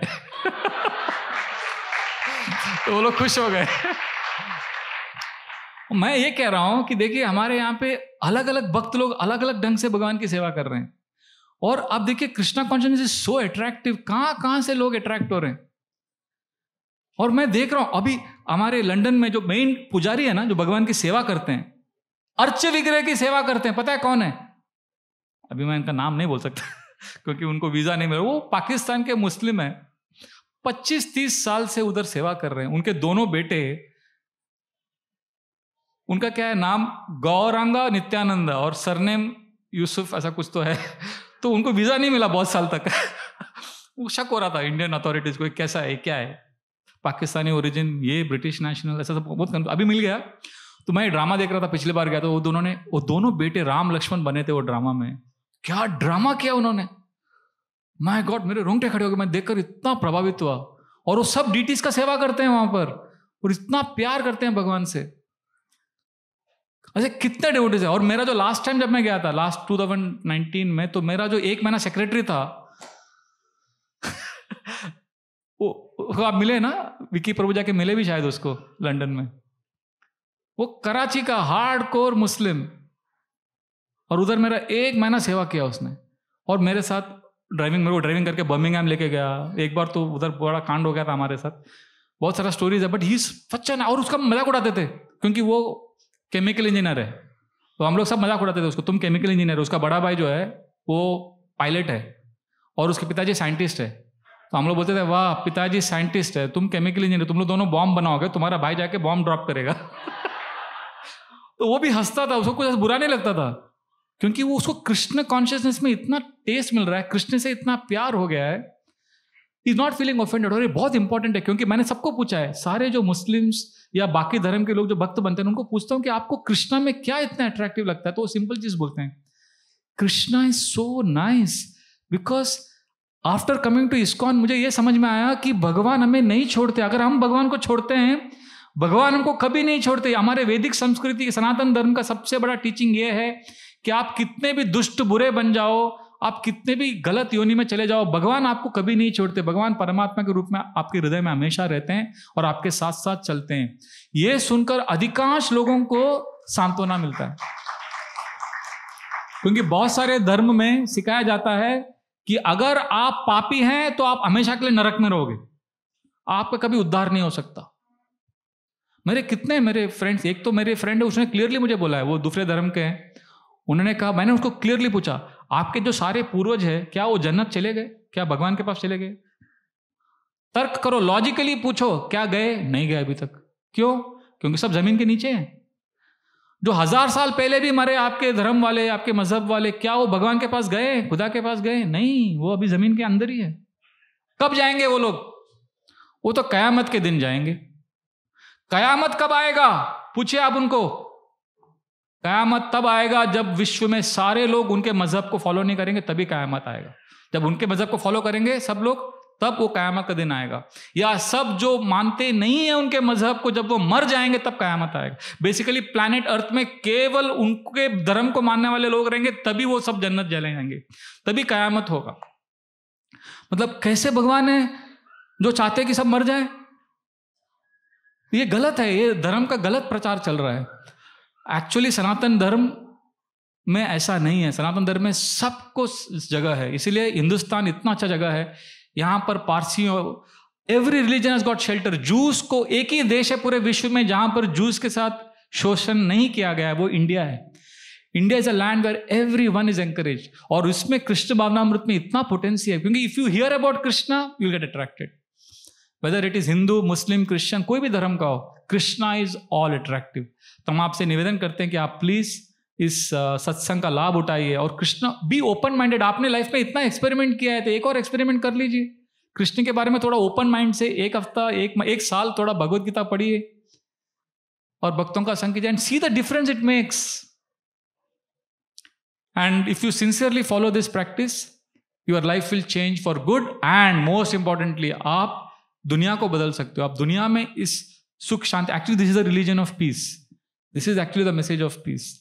सो please make the best use of this, और इससे हम श्रीला प्रभुपाद जी को खुश कर सकते हैं, और इससे हम कृष्णा स्पेस में रह सकते हैं। अदरवाइज हम अपने बारे में सोचते रहेंगे ना प्रभु, ऑनेस्टली आपके लाइफ का प्रॉब्लम्स कभी खत्म नहीं होगा, कुछ ना कुछ आता रहेगा। तो some time for Krishna, if you do this then our life will be perfect. मैं आप सबको वापस हृदय से धन्यवाद देता हूं कि कि आप लोग ने जन्माष्टमी के इस पावन अवसर पर मुझे एक अवसर दिया कृष्ण कथा करने का। और मैं once again I want to thank Rasparayan Prabhu and the entire team for organising this festival. और मैंने बड़े उत्साह में बोलते समय अगर किसी को कुछ गलत कहा, किसी को कुछ बुरा लगा तो मुझे क्षमा कर दीजिए। हरे कृष्ण। श्री कृष्ण जन्माष्टमी महामहोत्सव की जय। श्रील प्रभुपाद की जय। Nitai Gaur Premanande. Thank you very much. Hare Krishna.